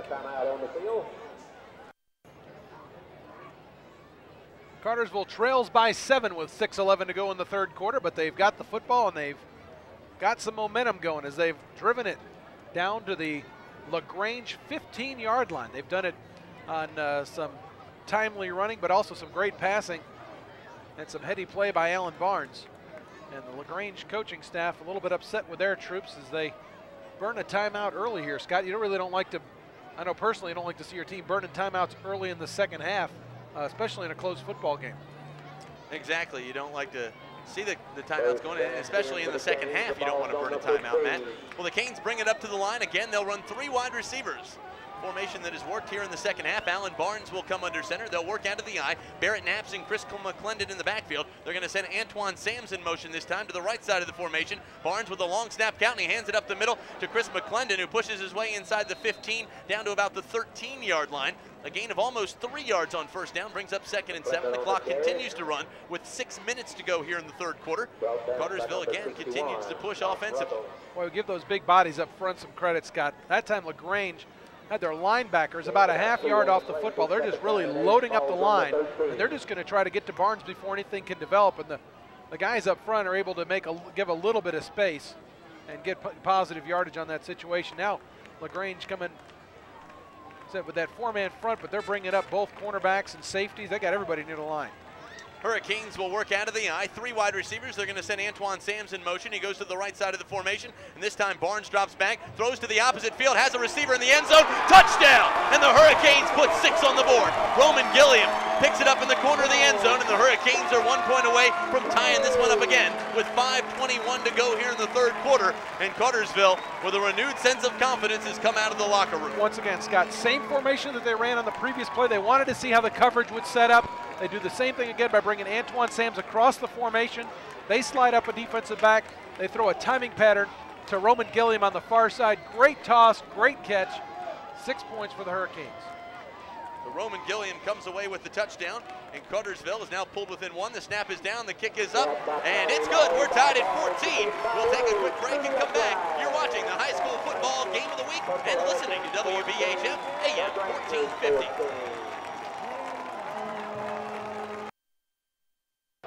Talking about the outstanding play of Alan Barnes. And, wow, just sound like a broken record. Can't say it enough. I know there's 10 other guys out there. But it's 14-14, 5:21 to go in the third quarter. Chad Rhodes to send it deep and to tell you all about it. Here, Scott. Thanks a lot, Matt. Well, the Hurricanes answer with a punch of their own. They come back, they hit LaGrange right in the gut. They put another touchdown on the board. We're tied at 14.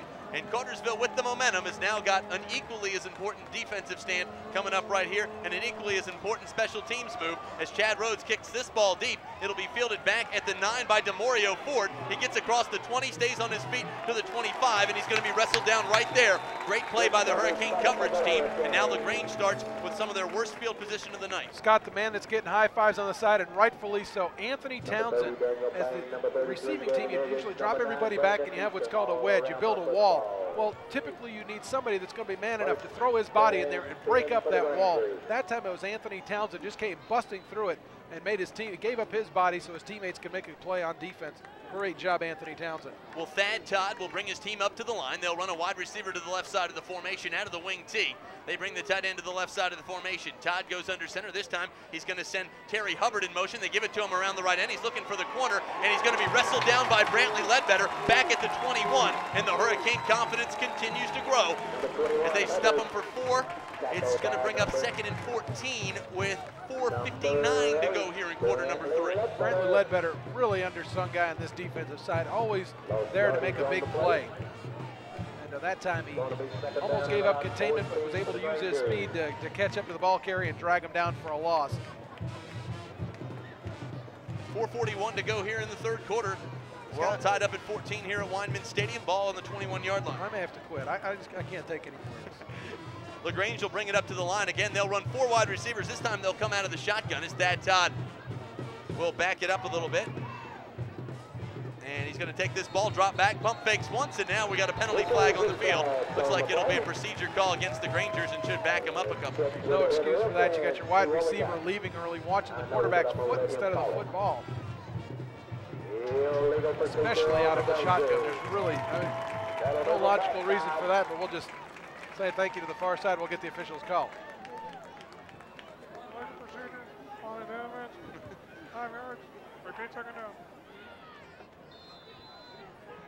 That's Bill Burrell. It sounds like he's right up here with us. All right, ball on the 16-yard line. It brings up 2nd and 19, and again, the Grangers will come out of the shotgun again. They'll work 4 wide receivers. Hurricanes will spread the field a little bit defensively as Todd drops back to pass, has some time, throws across the middle of the field, and the ball's incomplete. That time, intended for number 21, Terry Hubbard, and it brings up 3rd and 19, and now the Hurricanes, with a big defensive effort right here, can really stop them. 3rd down. I said it before. You got to watch. I mean, this has been the Achilles heel. You got to watch the long ball. You got to watch the long ball. But the other thing you got to do is you really got to watch what they just did right there. Is about the 10-yard in route. Catch it over the middle, because they're going to send the guys on the outside deep, try to stretch out those safeties, and then run somebody else underneath, catch the ball around the 25-yard line, and run for the other 10.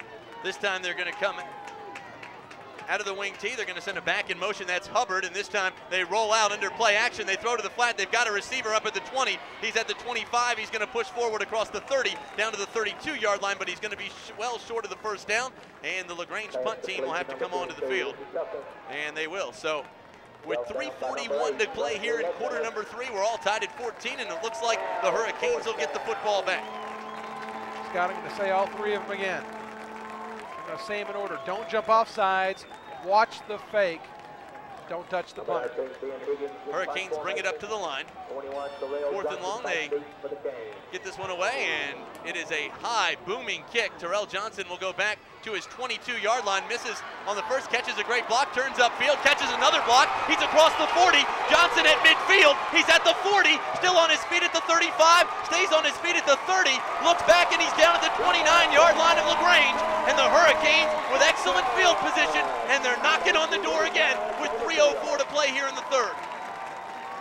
Terrell Johnson caught that ball with a man in his face, made a move and stepped between 4 LaGrange defenders, and then picked up some great blocking downfield.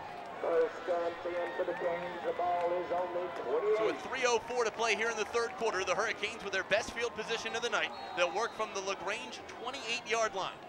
Cartersville bringing it up to the line. It'll be 1st and 10. Alan Barnes coming out of an eye this time. Again, 3 wide receivers, 2 to the left side of the formation, 1 to the right side. There's AT on the right side. Eye backfield, and the Canes will jump off signs. The flag's on the field. Alan Barnes goes over to his offensive lineman who jumped off there and pats him on the head. So that's all right, big guy. Keep your head up. Just got a little bit anxious. You get down to that 3-point stance, and you got your, if you're a lineman, you got your adrenaline going so hard right now, because you can just feel that end zone, and you can just feel going forward, and you're really just gonna get things going. And well, I tell you what, sometimes it's just kind of hard to hold yourself in place. 3:04 to play. It backs them up 5. It'll bring up 1st and 15. They'll work from the 34-yard line now as Barnes goes under center. This time he hands off to McClendon up the middle, who's across the 30 down to the 28-yard line. They'll gain 5 on 1st down. It'll go back to the original line of scrimmage, and it brings up 2nd and 10. 2:53 to play here in the 3rd quarter. We're deadlocked at a 14-14 tie here at Weinman Stadium. Canes will work from the near hash mark, and again, Alan Barnes will go to the sidelines with the play. He'll come back to the huddle, and the Hurricanes trying to get something going here offensively, an opportunity to take their first lead of the game with 2:38 to go here in quarter number 3. LaGrange runs a man on late. Barnes will bring it up to the line. 3 wide receivers again. This time he drops back, under some pressure. Now he's going to turn it up, and Barnes throwing across the middle of the field. The ball's incomplete, and no penalty flag. It's going to bring up 3rd and 10. Boy, Tough ball across the middle of the field. Yeah, dangerous pass there. He actually tucked it under like he was going to run, and then last second tried to scoot it over to middle to Anthony Townsend. Ball was actually knocked away, and just dangerous to have that ball in the air in the middle of the football field. 3rd and 10 the call. Actually, if Barnes had just tucked it, he'd had some real estate in front of him, but must have seen the open man and liked that better. 2:22 to play here in the 3rd. Canes bring it up to the line. They'll come up out of the eye. Again, 3 wide receivers. Anthony Townsend and Antoine Sam split out wide to the left side of the formation. A.T. Barnes wide to the right side. They'll work from the near hash mark, and they hand off right up the middle to Chris McClendon, who dives near the 20-yard line, and a shoestring just cost him from getting away that time. And now the Canes with a big decision. It's going to be 4th and short. It'll be maybe 4th and 3 to be exact, but they're deep in LaGrange territory. It's really, with the pressure that they get, you're kind of out of the range of Chad Rhodes. Not that he can't kick that far, but he's going to have to kick it in a hurry. Well, Scott, and I agree with this decision right here. You got 4th and 3, you're at home. Your offense is moving in the right direction. You make something happen here. Barnes will go under center, out of the eye, 3 wide receivers again. This time Barnes is going to look down the lines, and now he's going to call timeout. So Cartersville burns their first timeout in the second half with 1:45 to play here in the 3rd quarter.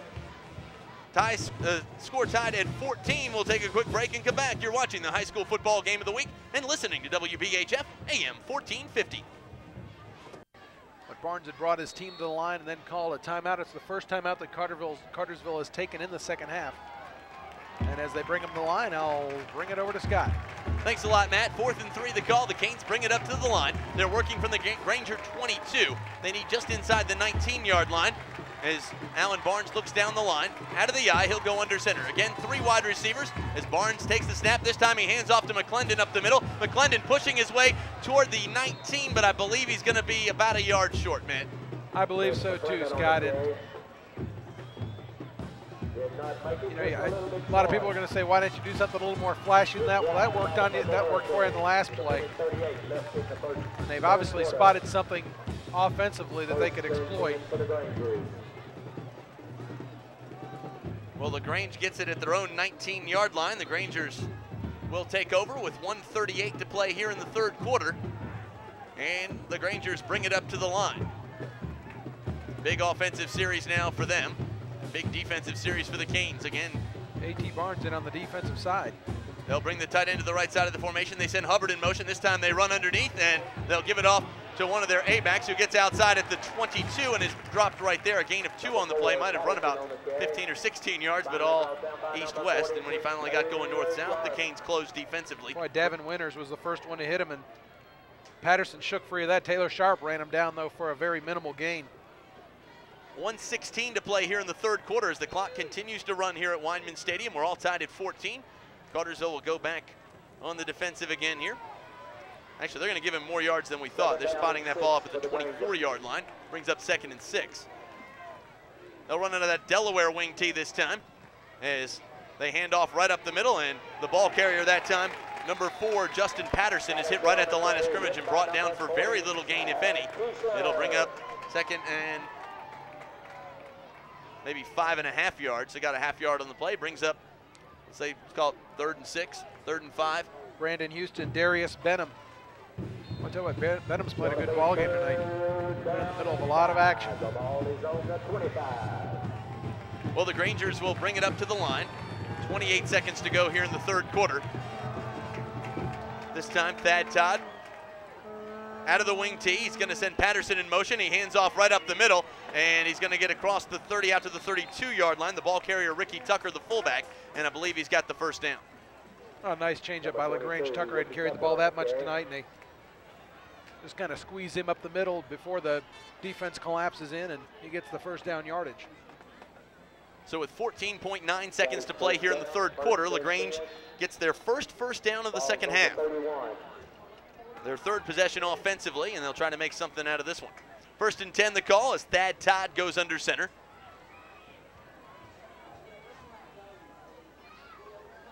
They'll run out of the wing tee, tight end to the left side, and that's going to do it for quarter number 3. And at the end of 3 quarters of play, our score tied at 14. We'll take a quick break and come back. You're watching the high school football game of the week and listening to WBHF AM 1450.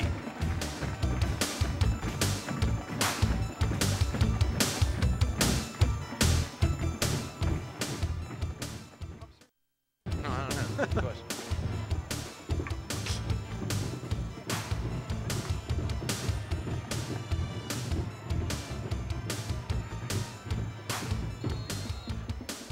quarter getting ready to get underway. We're all square, 14-14. LaGrange with the football on their own 31-yard line. And to tell you what happens next here, Scott.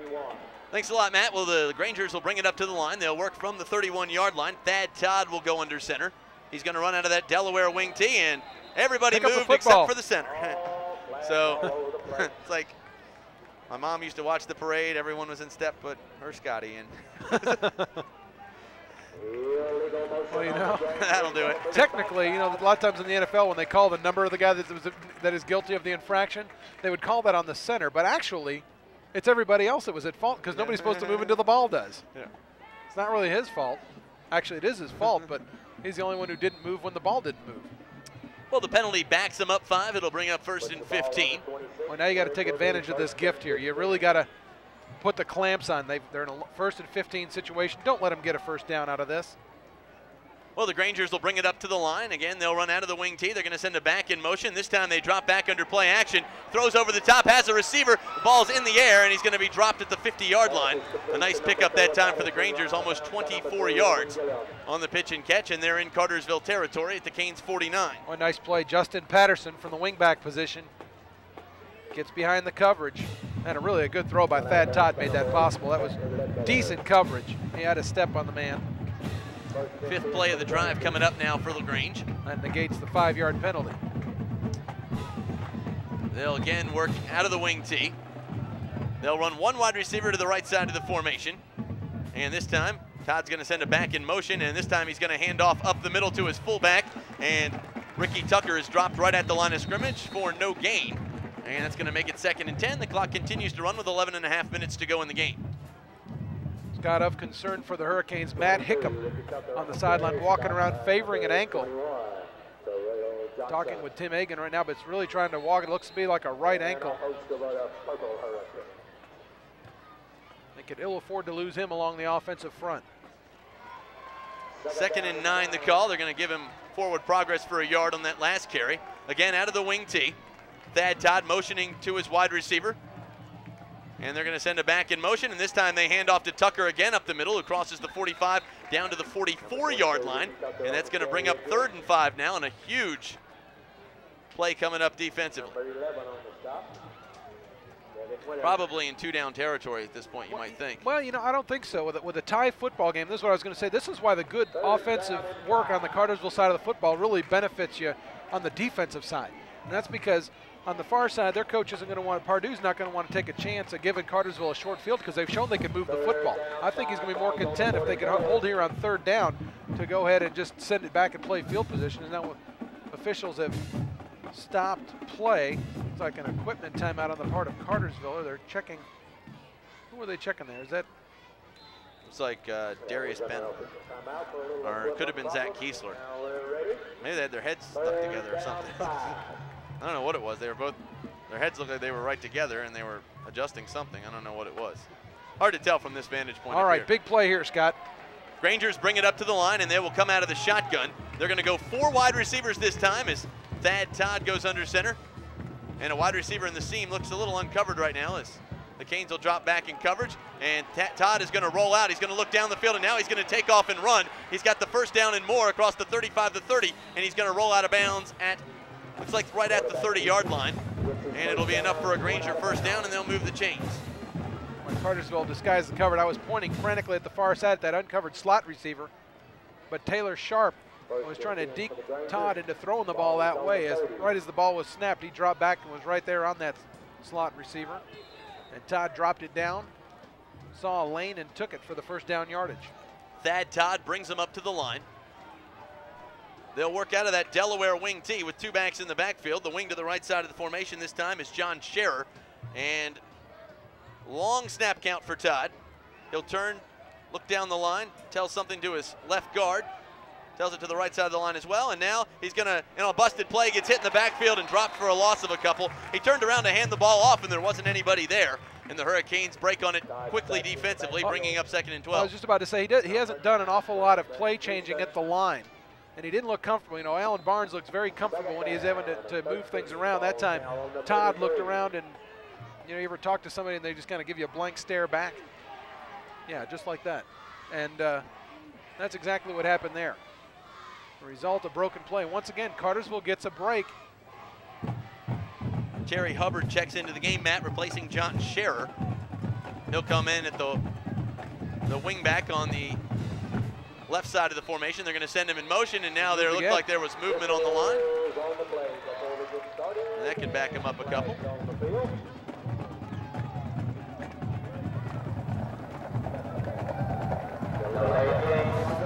It'll be a delay of game against them. We can hear it for real in a second. Delay of game, 2nd down. That is the head referee, Bill Burrell. Got his mic working now. Didn't have it turned on coming out of the locker room. 2nd down and 17. Actually, call it 18 from their own, from the Cartersville 37-yard line. They need the 20 for the first down. It'll be 2nd and long. Again, they'll work out of the wing tee. They're going to send it back in motion. That's Patterson, and this time they're going to drop back under some play action. The quarterback rolls out, throws down the field, has a receiver, and it's incomplete. That ball intended for DeMario Ford, and again, he was wide open down the left seam, but they just couldn't find him, and now it's going to bring up 3rd and 18.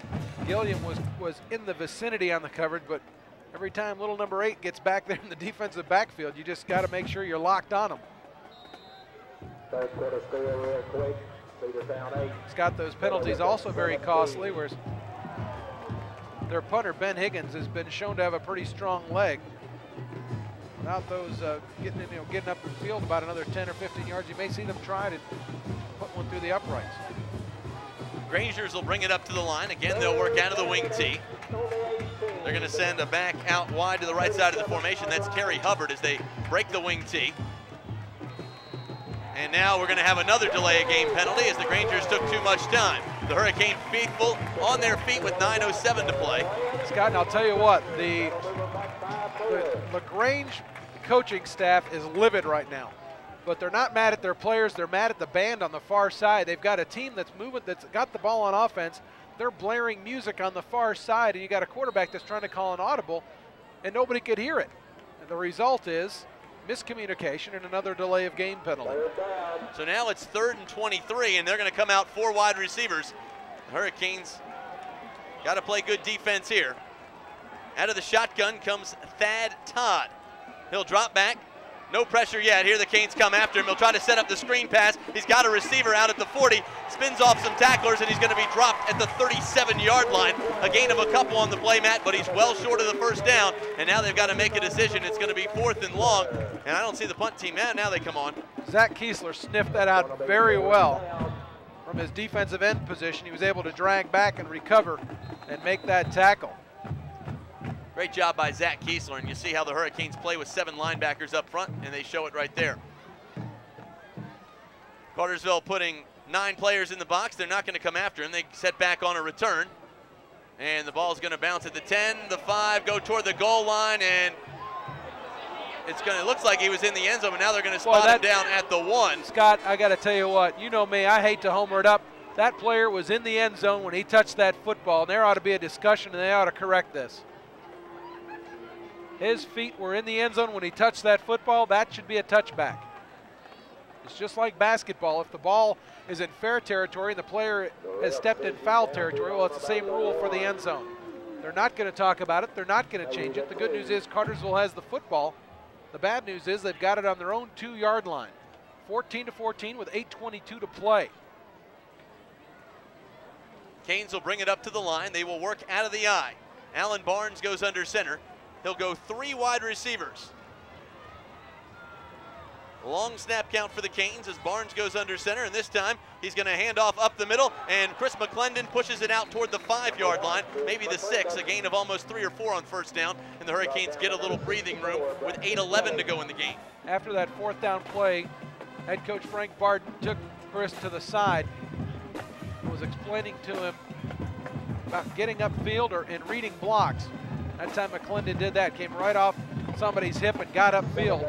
Got that necessary yardage, need that space away from that end zone. Three wide receivers again for the Canes. They'll go no tight end, I formation, and this time they keep it right up the middle. And it looks like the fullback had the football, I think, that time. And now we got a penalty flag on the end of the run. We'll see what the call is. Number 22 snaps on the carry. Cartersville players are clapping. Personal foul, face mask, wow.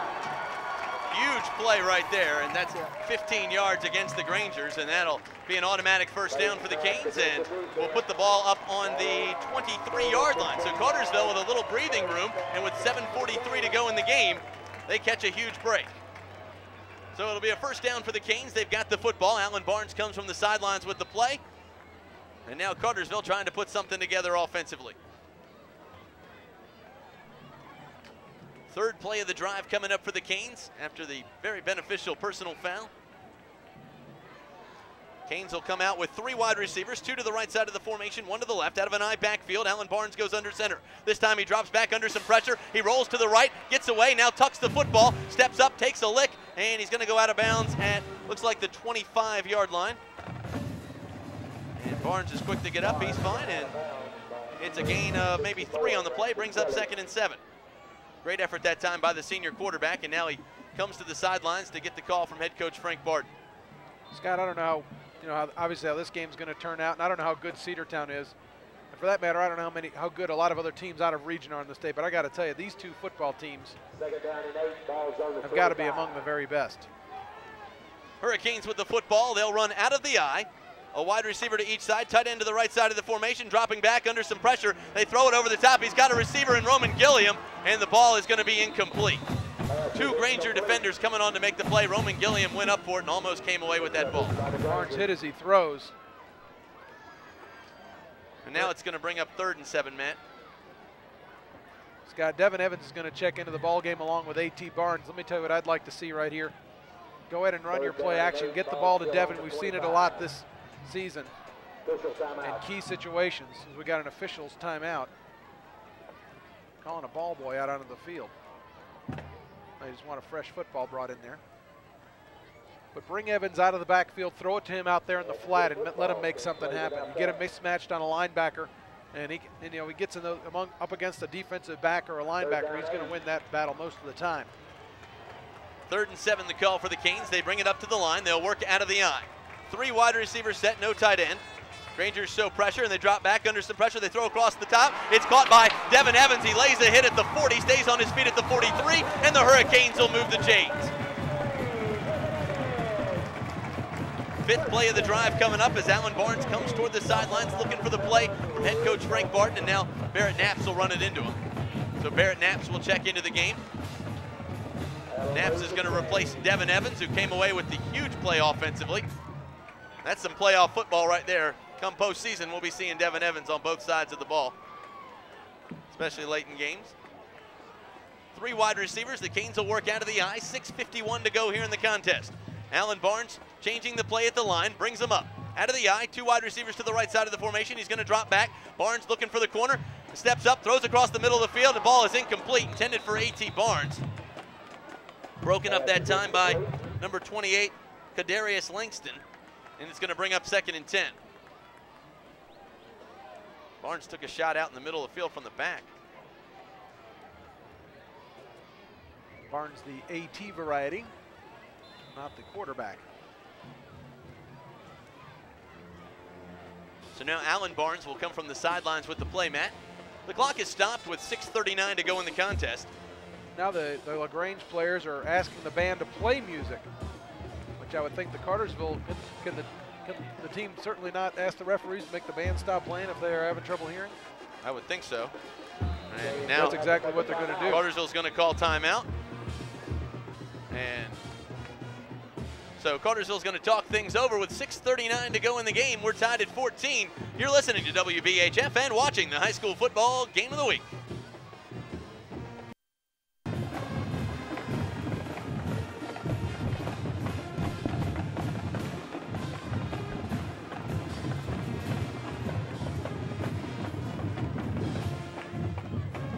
6:39 to go in the game. Tie ball game. Cartersville with the ball on their own 43. They face a 2nd and 10. They have just used their second timeout of the second half. And they come to the line straight from their meeting with head coach Frank Barton. Cartersville bringing it up to the line. They'll run out of the eye. Again, 3 wide receivers, 2nd and 10 the call. 6:39 to go in the game. They're going to send Antoine Sams in motion. He touches the backside of Alan Barnes. Barnes drops back under some heavy pressure, and he's going to be dropped back at the 30-yard line. Coming on to make the play that time was number 13, Corey Jarrell. Boy, it looked like Barnes had it by the face. Barnes was grabbed by the face mask as he was brought down. No call, though. That was in the open. Those referees are a lot closer, so have to defer to their judgment. Jarrell also gets away with the taunting penalty after the play. Well, you know, the honest to God fact is that he shouldn't have been back there anyway. Somebody needs to pick him up as he's coming across and hit him square in the face so he's not back there hitting your quarterback. So now it's 3rd and long for the Canes. 3rd and 20 to be exact. They're going to need some yardage on this play.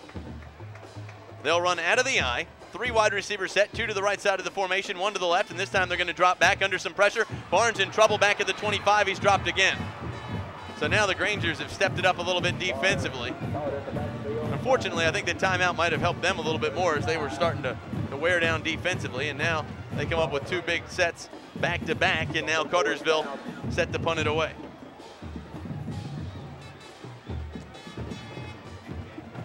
So Roman Gilliam, with 5 minutes and 25 seconds to go in the game, will have to kick from his own 12-yard line. The ball is spotted up at the 26.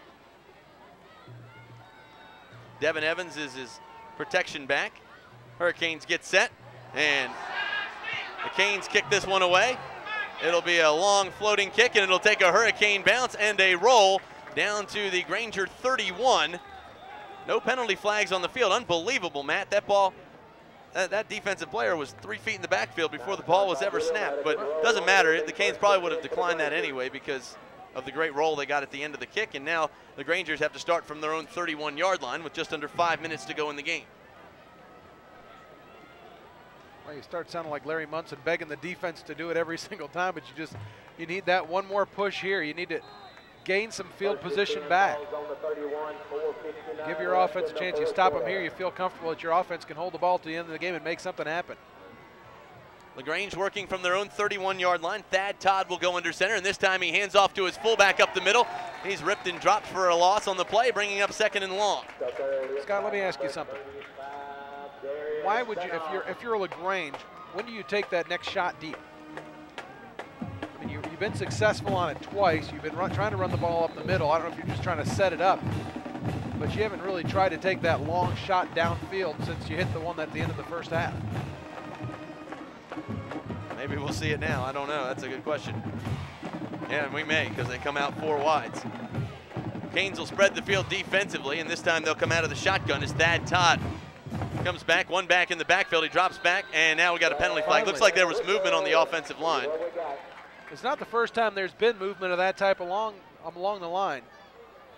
Dead ball, false start, White. If you think about it, during this second half, LaGrange has been flagged for a whole lot of penalties. Once again, they put themselves in a difficult position up to this defense to take advantage of that, hold this field position, and give their offense a chance to do something to win this football game. 4:16 to go in the contest. We're deadlocked at 14. You're watching the high school football game of the week and listening to WBHF AM 1450. Grangers with the football. They're at their own 25-yard line. They face a 2nd and 16 call as Thad Todd will come out of the shotgun again. They'll go 4 wide receivers, 1 back in the backfield, and this time they'll throw across the middle of the field. The ball is caught up at the 40, and he's going to be dropped back at the 35-yard line as he reverses his field. And he's going to be about 7 yards short of the first down. So he actually had close to the first down marker and then went backwards a couple yards. That's right. They're not going to give him forward progress because he was shaken free and he was trying to make something happen. It wasn't like there was contact and he was pushed back. But right away, LaGrange gets back half the yardage they need for that first down. It brings up a key 3rd down and 6. 3rd and 6 to call. 3.5 minutes to go in the game, and a big play for the Cartersville defense. The Grangers will bring it up to the line. They will again run 4 wide receivers. Thad Todd comes out of the shotgun. One back in the backfield, again 4 wides. Todd drops back, this time throws across the middle, has a receiver, and it's almost intercepted by Terrell Johnson. Wow, almost a spectacular catch, almost a great interception. That play had just about everything, and the defense has held, and the punt team is on the field. So Cartersville will get the ball back with 3:08 to go in the game. And now Terrell Johnson goes back to receive it, and a big return here would be huge for the Canes. LaGrange coming up to the line, and again, Matt. Don't jump off sides, watch the fake, don't touch the punter. He gets the punt away. It's going to be a floating kick. It'll bounce at the 40, take a LaGrange bounce down inside the 30, and roll out of bounds. Looks like the 26-yard line, and that's where the Hurricanes will take over 1st and 10. So the last possession, Cartersville starts at their 2. This possession, they'll start actually on their 27. It all comes with 2:59 to go in a tie football game here at Weinman Stadium. Scott Singer along with Matt Santini. That's me. You're listening to AM 1450 WBHF and watching the Workhorse Video Productions Game of the Week. Alan Barnes will bring his first play from the sidelines. And Scott, you got to feel pretty good right now. Oh, you got to feel good. You got the football. You got 73 yards of real estate in front of you. You got a great kicker, and we'll see what happens. I backfield. The Canes come out 3 wide receivers as Alan Barnes goes under center. This time he drops back under some protection, throws for the flat, has a receiver, and it's incomplete. Intended for Roman Gilliam up at the 37-yard line and just out of his fingertips. And the clock stops with 2:54 to go. Well, Scott, they had some success late in the half by actually going 4 wide and running out of that. Really forced LaGrange to stretch out that defense and let your offensive line fight a fair fight, not be outnumbered. The Hurricanes will bring it up to the line, Matt. They'll again run out of the I. 3 wide receivers. A.T. Barnes is split out wide to the right side of the formation. Antoine Sams and Roman Gilliam split wide to the left to the wide side of the field. Canes will work from the far hash mark. They hand off up the middle to Barrett Knaps, who's across the 35 and very near the first down marker. A pickup of about 9 yards on 2nd down, and the Hurricanes will face a 3rd and short. And that clock continues to run with 2 minutes and 41 seconds to go in the contest. Well, he got an awful spot on that. Actually, when Knaps was brought down, we saw this in Jerome Bettis last week in the NFL where he was brought down, but he was on another player. You're not down till you actually touch the ground. That time Knaps was dragged down. He was on top of another player and was actually, should have been awarded about another yard from where they spotted that. So it's 3rd and 2 instead of 3rd and 1. 2:19 to go. The clock continues to run. Alan Barnes will bring him up to the line. They will work out of the I. This time they hand off to McClendon up the middle, and he doesn't get the first down. Got right back to the original line of scrimmage, and it's going to bring up 4th and 2. And now the Hurricanes are going to have to bring their punt team onto the field. Scott, once again, you go with a short snap count instead of, haven't tried the hard count once tonight. That would have been an excellent time to try to do it. Well, LaGrange is going to burn a timeout. They've got, I think that might have been their final or 1 remaining. It says 7 on the scoreboard, but that could be 0 or 1 because all the lights are burned out. So with they have 1 remaining. With 1:57 to go in the game, we'll take a quick break with the score tied at 14. You're watching the high school football game of the week and listening to WBHF AM 1450. 1:57 to go in the contest. The Hurricanes are forced to punt. We're tied at 14. Roman Gilliam will kick it from his own 20-yard line. The Grangers have put 10 up in the box. He gets the snap. They go back in a return, and Gilliam kicks this one deep. It'll be an end-over-end kick, and it'll be fielded at the 28. He turns, reverses his field at the 35, takes a lick up at the 32, and is dropped right there. And with 1:46 to go in the game, the Grangers have the football at their own 32-yard line. Daniel Payne and Chris Cochran were the ones that laid the hit. 1:46 to go. Both teams with 1 timeout, a tie football game. LaGrange working from their own 32-yard line. Again, 1:46 to play in the contest. The Grangers have 1 timeout remaining. They'll come out 4 wide receivers as Thad Todd will come out of the shotgun. He's going to make a play call at the line of scrimmage. Again, 1:46 to go. The clock is stopped on the change of possession. He drops back, throws to the flat, has a receiver. He's out at the 35, and he's going to be wrestled out of bounds right there, and the clock will stop with 1:39 to go. Not a bad job. DeMario Ford was the wide receiver out there that caught the 2 deep passes. They get it to him short, expecting a big cushion, but Brantley Ledbetter's up there to make the play. Well, the Grangers will bring it up to the line. 2nd and 4 the call after the pickup of 6 on first down with 1:39 to go here in the game. Again, Thad Todd trying to call the play at the line of scrimmage. He's using hand signals. And he's going to drop back under a draw play, gives it to his fullback who's stuck in the backfield. Darius Benham, actually that was Brandon Houston coming on to make the play. Boy, hard to believe that kid's just a sophomore. LaGrange back quickly to the line with a 3rd down and 5. 1:25 to go in the game. Clock continuing to run. It's going to be 3rd and long. The Grangers with the football. Again, they'll run out of the shotgun. Long time between, a lot of time coming off the clock. 1:10 to go, and he drops back under, out of the shotgun. No pressure yet. Hurricanes coming after him, and now he's got nowhere to go, and the Hurricanes drop him back at the 22. Scott, you gotta call your timeout. Call your timeout. Zach Kiesler in on the stop, and now the Hurricanes need to burn a timeout, as you said, Matt, and they do. Call the timeout. So the Hurricanes will burn their timeout with 51 seconds to go in the game. That's their final timeout. And so Cartersville's going to get the football back, Matt. That's right, Scott. Let's refresh ourselves. Let's take a 30-second break. Workhorse Video Productions Game of the Week, AM 1450 WBHF, 30 seconds. 51 seconds to go in the ball game. Tie score. LaGrange to send it deep. Set to kick this one away for the Grangers is Ben Higgins standing inside his own 10. He gets the snap, takes this one deep. It'll be fielded by Terrell Johnson at the 40. A wall of white jerseys, and he takes a lick up at the 44. But the Hurricanes have excellent field position, and they got 42 seconds to come down the field. That's all right. That's exactly what you're supposed to do, Terrell Johnson. You catch the football, you run right at that wall, you can just get what yards you can. He could have been very easy for him to try to run east-west, take time off the clock, and run backwards even. But he runs forward, takes the lick, and gives his team the best possible starting position for that situation. Hurricanes with the football. They'll work from their own 44-yard line. 42 seconds to go in the game. We're tied at 14.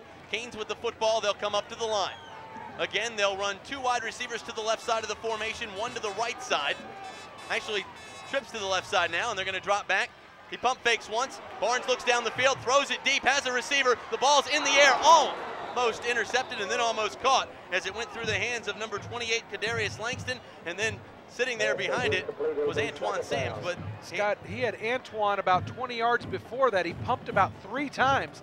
He was looking straight at him. It was the physical equivalent to stuttering. He had the football, he wanted to get it to him, but he just kept on clutching it. Not a bad throw, though. 36 seconds to go in the game. We're still tied at 14. It'll be 2nd and 10 for the Canes. I don't think you don't abandon the middle of the football field. You've got time, you get a first down, the clock's going to stop and you can spike it. 4 wide receivers, 2 to each side. Barnes dropping up. Now he's going to run the football, looking for the corner, trying to catch a block, and he's going to be ripped down at the 40-yard line. A loss of a couple on the play, and, well, with 25 seconds to go in the game, the Canes are going to have a hard time running another play.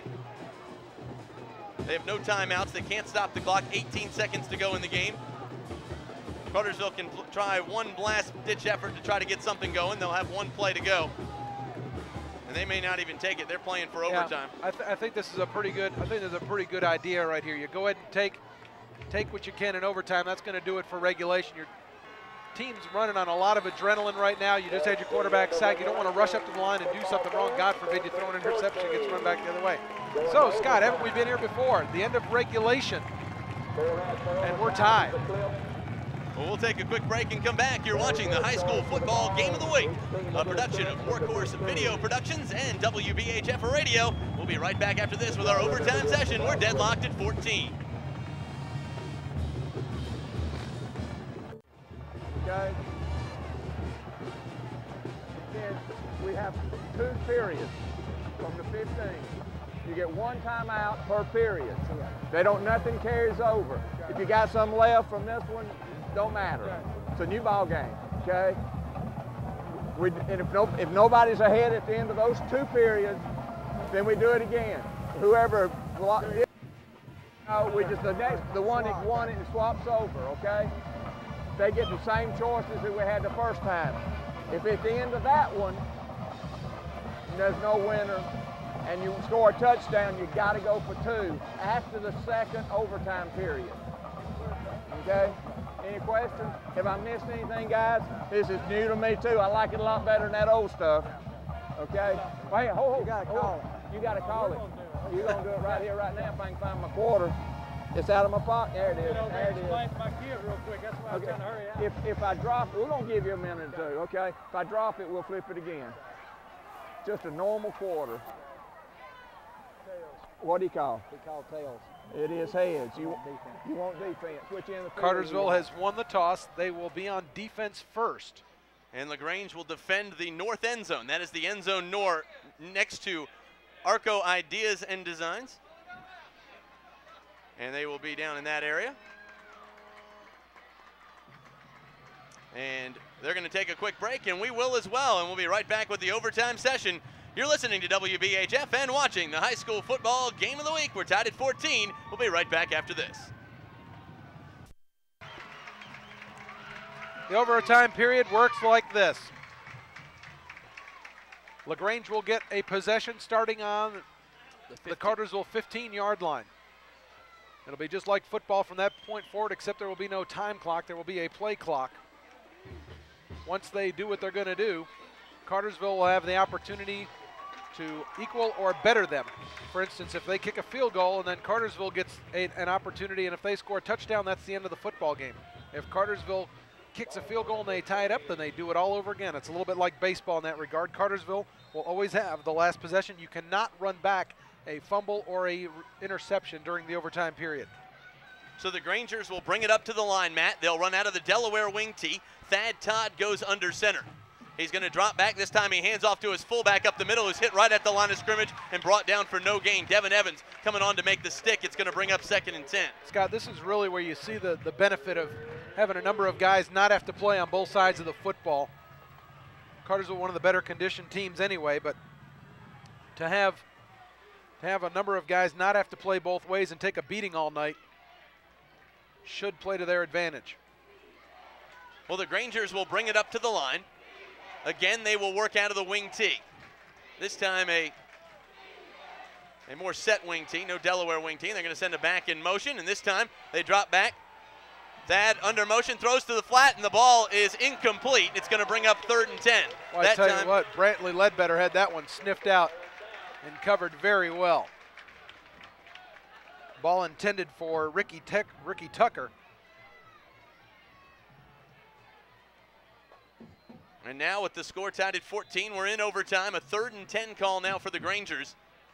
And a big play defensively for the Canes. Well, you know, it's kind of different than regulation. Yeah, you don't want to give up the first down at all, but you really don't want to give up hardly anything. You want to make a field goal attempt just as long as it can possibly be.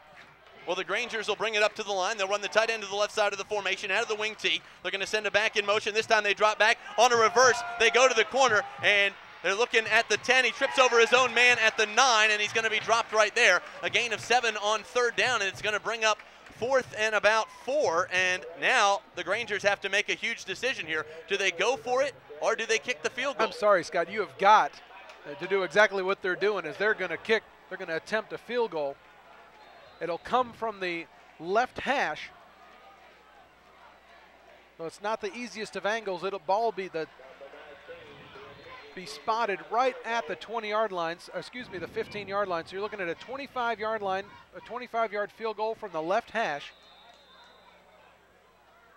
The kicker is Ben Higgins. And now LaGrange is going to call for the timeout, Matt. So while they take a 30-second break, we will as well. You're watching the high school football game of the week and listening to WBHF. We're tied at 14 in overtime. LaGrange coming on to attempt a field goal. We'll be right back after this.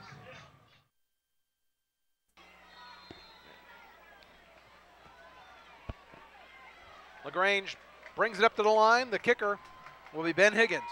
So Ben Higgins lines up for what is a 25-yard field goal in overtime in the first possession to put the Grangers on the board. The snap is down, the kick is on the way, and it's good, and the Grangers lead 17-14. So Cartersville will now put their offense on the field, and we'll take a quick break and bring it right back. You're listening to WBHF and watching the high school football game of the week.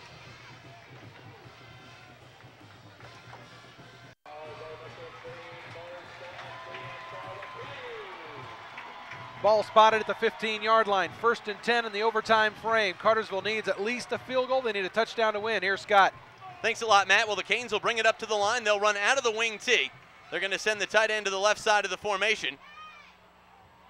Canes get lined up. They're going to go double tights, actually, and this time they hand off around the left end. Looking for the corner is Antoine Sams.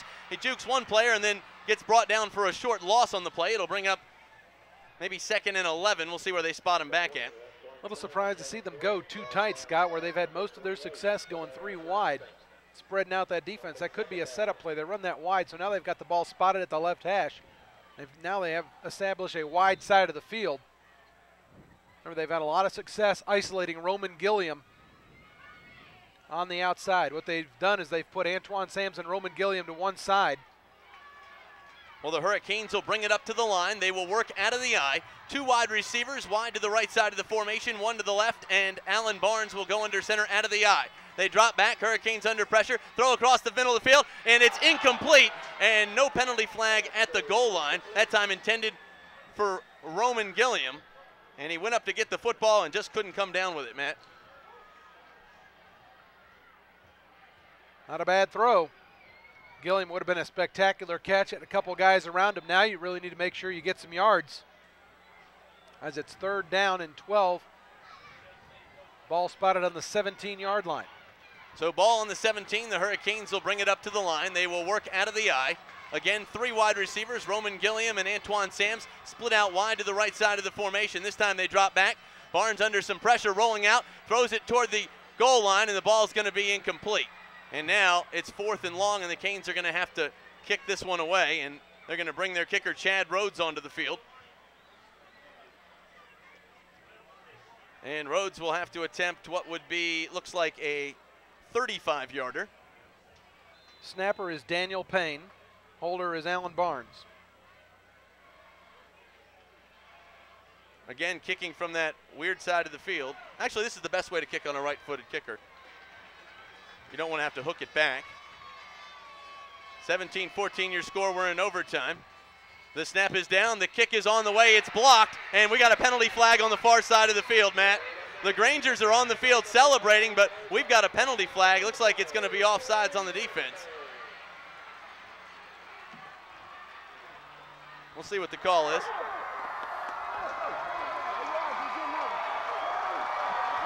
Dead ball, offside, white. So that's going to give Chad Rhodes a little more real estate, or a little less real estate. So it becomes a 30, looks like they'll move the ball down to the 12-yard line. 2 more of those, and we can just put the offense back on the field. So Chad Rhodes will kick from the 19-yard line, so it'll be a 29-yard attempt. And now Rhodes will step in to try to tie this one. The snap is down, the kick is on the way. It's good, we're tied at 17 and we're headed to the 2nd overtime. You're listening to WBHF and watching the high school football game of the week.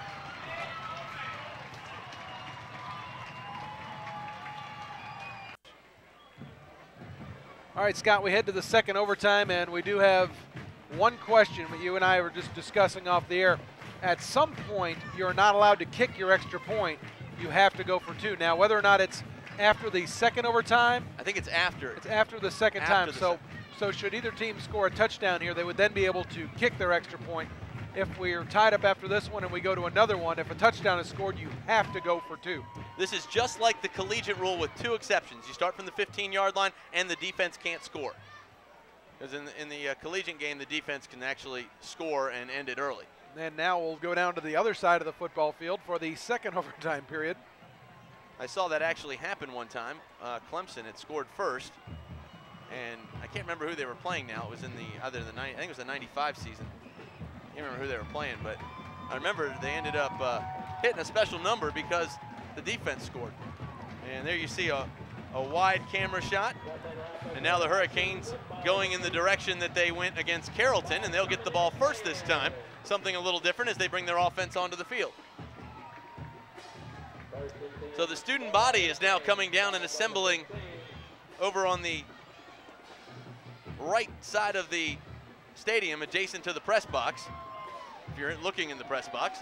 And the Hurricanes will bring it up to the line. They'll go on offense first. They'll go 3 wide receivers, I backfield. Barnes goes under center. He hands off to Barrett Knapp's up the middle, who's at the 10 down to the 9-yard line. And the Hurricanes pick up 6 on first down, and that's exactly what you need to do. Grind it down low and give yourself a great opportunity. Head coach Frank Barden calls the play. Now, college is the same rule where whoever gets it on the first overtime gets it second on the second overtime? Yeah. So the Hurricanes will take the football. They'll work from the 9-yard line. It'll be 2nd and 4. The Canes can get a first down if they get down to the 5-yard line. There is no game clock, but there is a time clock on the possession. I backfield for the Canes. They drop back to pass. Barnes throwing for the end zone, and the ball is incomplete. No flag on the play. And it's going to bring up 3rd and 4.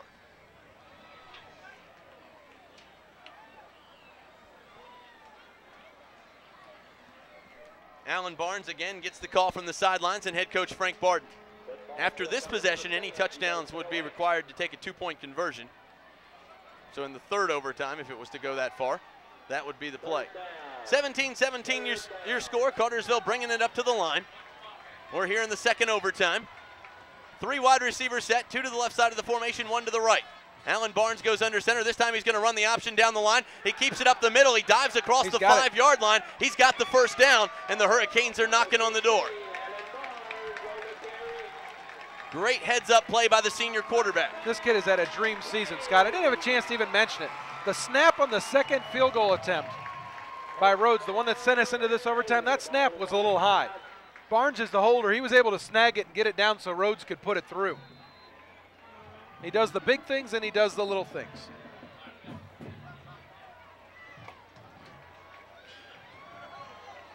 Canes will bring it up to the line. They'll run out of an I backfield. 3 wide receiver set as Alan Barnes comes under center. This time he's going to hand off up the middle. Barrett Knapp's pushing his way across the 5. The ball came loose, Scott. And the Grangers say they have it. I think we'll see what the call is.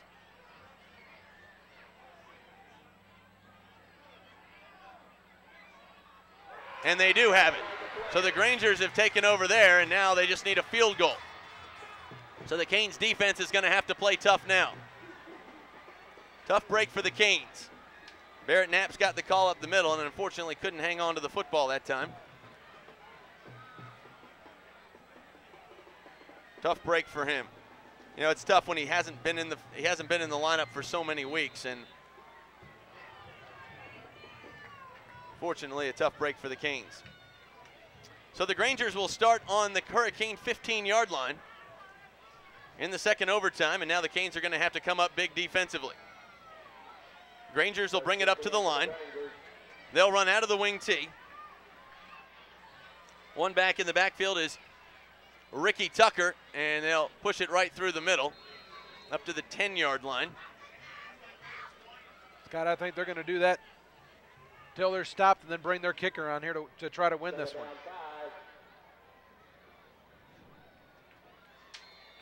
They may even do it right now. They may do it on 3rd down in case there's a bad snap. They're just going to keep it right in the middle of the field. 2nd and 6 the call after the 4-yard carry on first down. Todd will go under center. And he's going to keep it up the middle on the quarterback keeper as he pushes his way toward the 5-yard line. Well, you know what they're going to do, Matt. I mean, they're just going to stand there and they're not going to do anything stupid. They're just going to run the ball right up the middle and then bring their field goal kicker on. Well, now you bring in change in personnel and really load up that line of scrimmage. Devin Evans down with a cramp right now, trying to get up so he don't have to come off the field.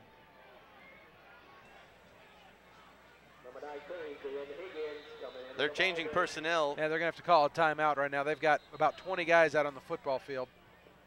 So they burn a timeout. They're only here in this quarter, and kind of a break here as the timeout was actually charged to LaGrange. Cartersville will still be able to burn theirs to maybe try to ice the kicker, but while they take a break, we'll take 30 seconds as well. Double overtime, 17-all. We'll be right back.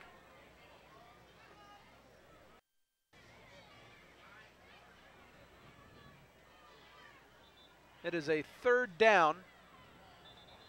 LaGrange is going to go ahead and bring their kicker onto the field.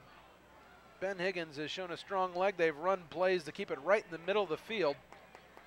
If he splits the upright here, That ball will go right through the heart of Hurricane fans as it will end this football game. So Ben Higgins will come on to attempt what will be a 25-yard field goal for the win. Hurricanes will load up the line defensively. The snap is down, the kick is on the way, and it's good. And LaGrange walks away with the win, 20-17, and the Grangers take what is a great advantage in the hunt for the Region 6 AAA title as they celebrate at Weinman Stadium. And a tough break for the Canes tonight, but boy, a hard-fought game, and what a great effort they had in a tough 20-17 loss in overtime, double overtime. You know, you got teams that are both undefeated in region play. You got two teams that are ranked consecutively, you know, in the state rankings. It's exactly what it's supposed to be. You got two very evenly ranked, evenly matched teams, and it goes to double overtime. And unfortunately for the Hurricanes, they just come up on the short end. You just tip your hat to the other team. It was a great football game. And there you have it, the final from Weinman Stadium, 20-17. We'll take a quick break and come back.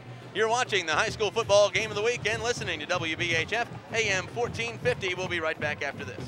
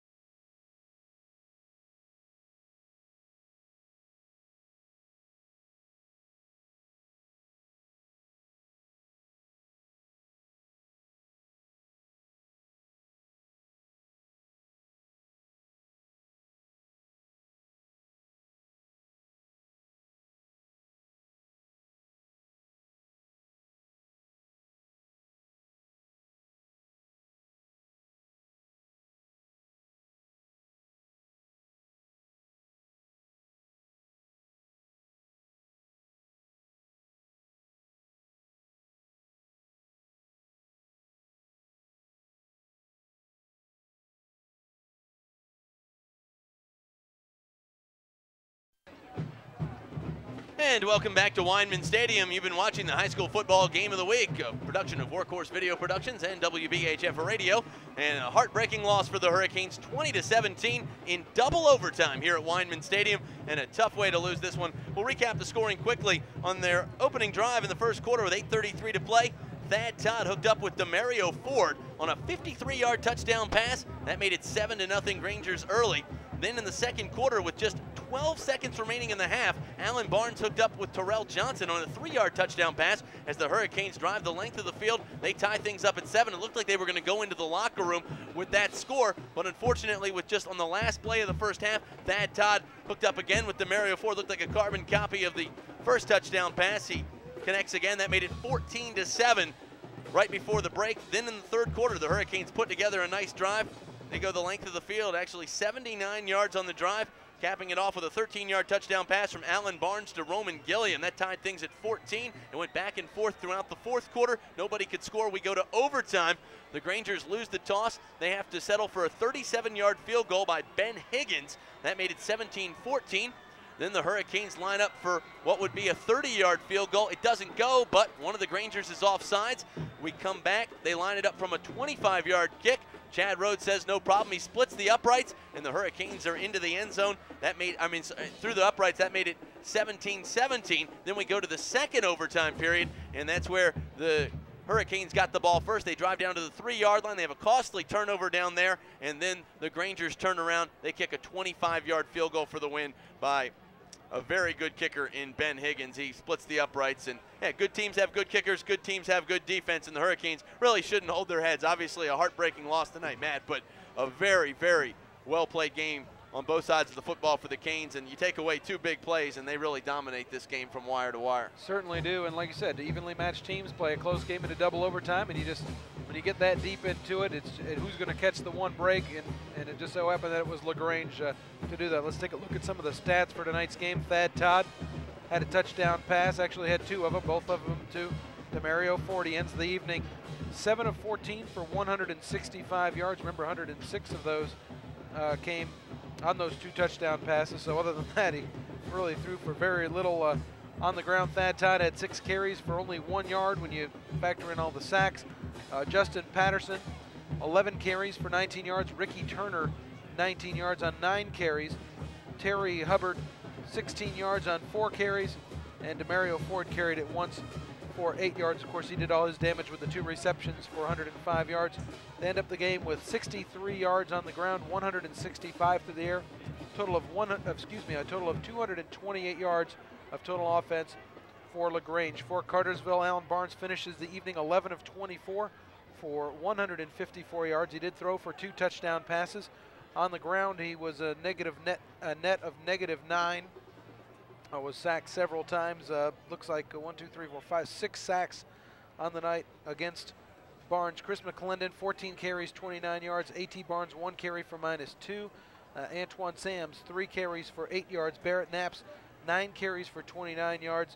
Cartersville with a total of 55 yards on the ground, 154 through the air for a total of 209. So the statistics 228 to 209 in favor of LaGrange. Once again, very evenly matched, and just like I said, you just go. The good thing about it is you go into a bye week and you get a chance to let the dust settle and refocus on the last part of this football season and get yourself in a position to at least grab the number 2 seed or even grab the number 1 seed should things fall the way that they possibly may. If Cedartown beats LaGrange and then Cartersville beats Cedartown, it knots everything up. Everybody with 1 region lost there.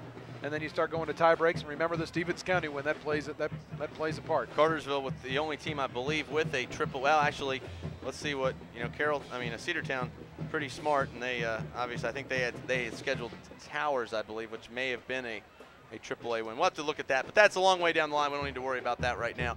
Unfortunately, the Canes lose a tough one here at Weinman Stadium, 20-17, the final in double overtime. But you couldn't ask more out of your Canes tonight. They played great, had a great effort here at home, and really took one of the better teams in the state the distance, and really should have won. And unfortunately, it doesn't always bounce the way you want. In order to go undefeated, win a state championship, the ball's got to bounce your way. Unfortunately, it bounced once the wrong way tonight.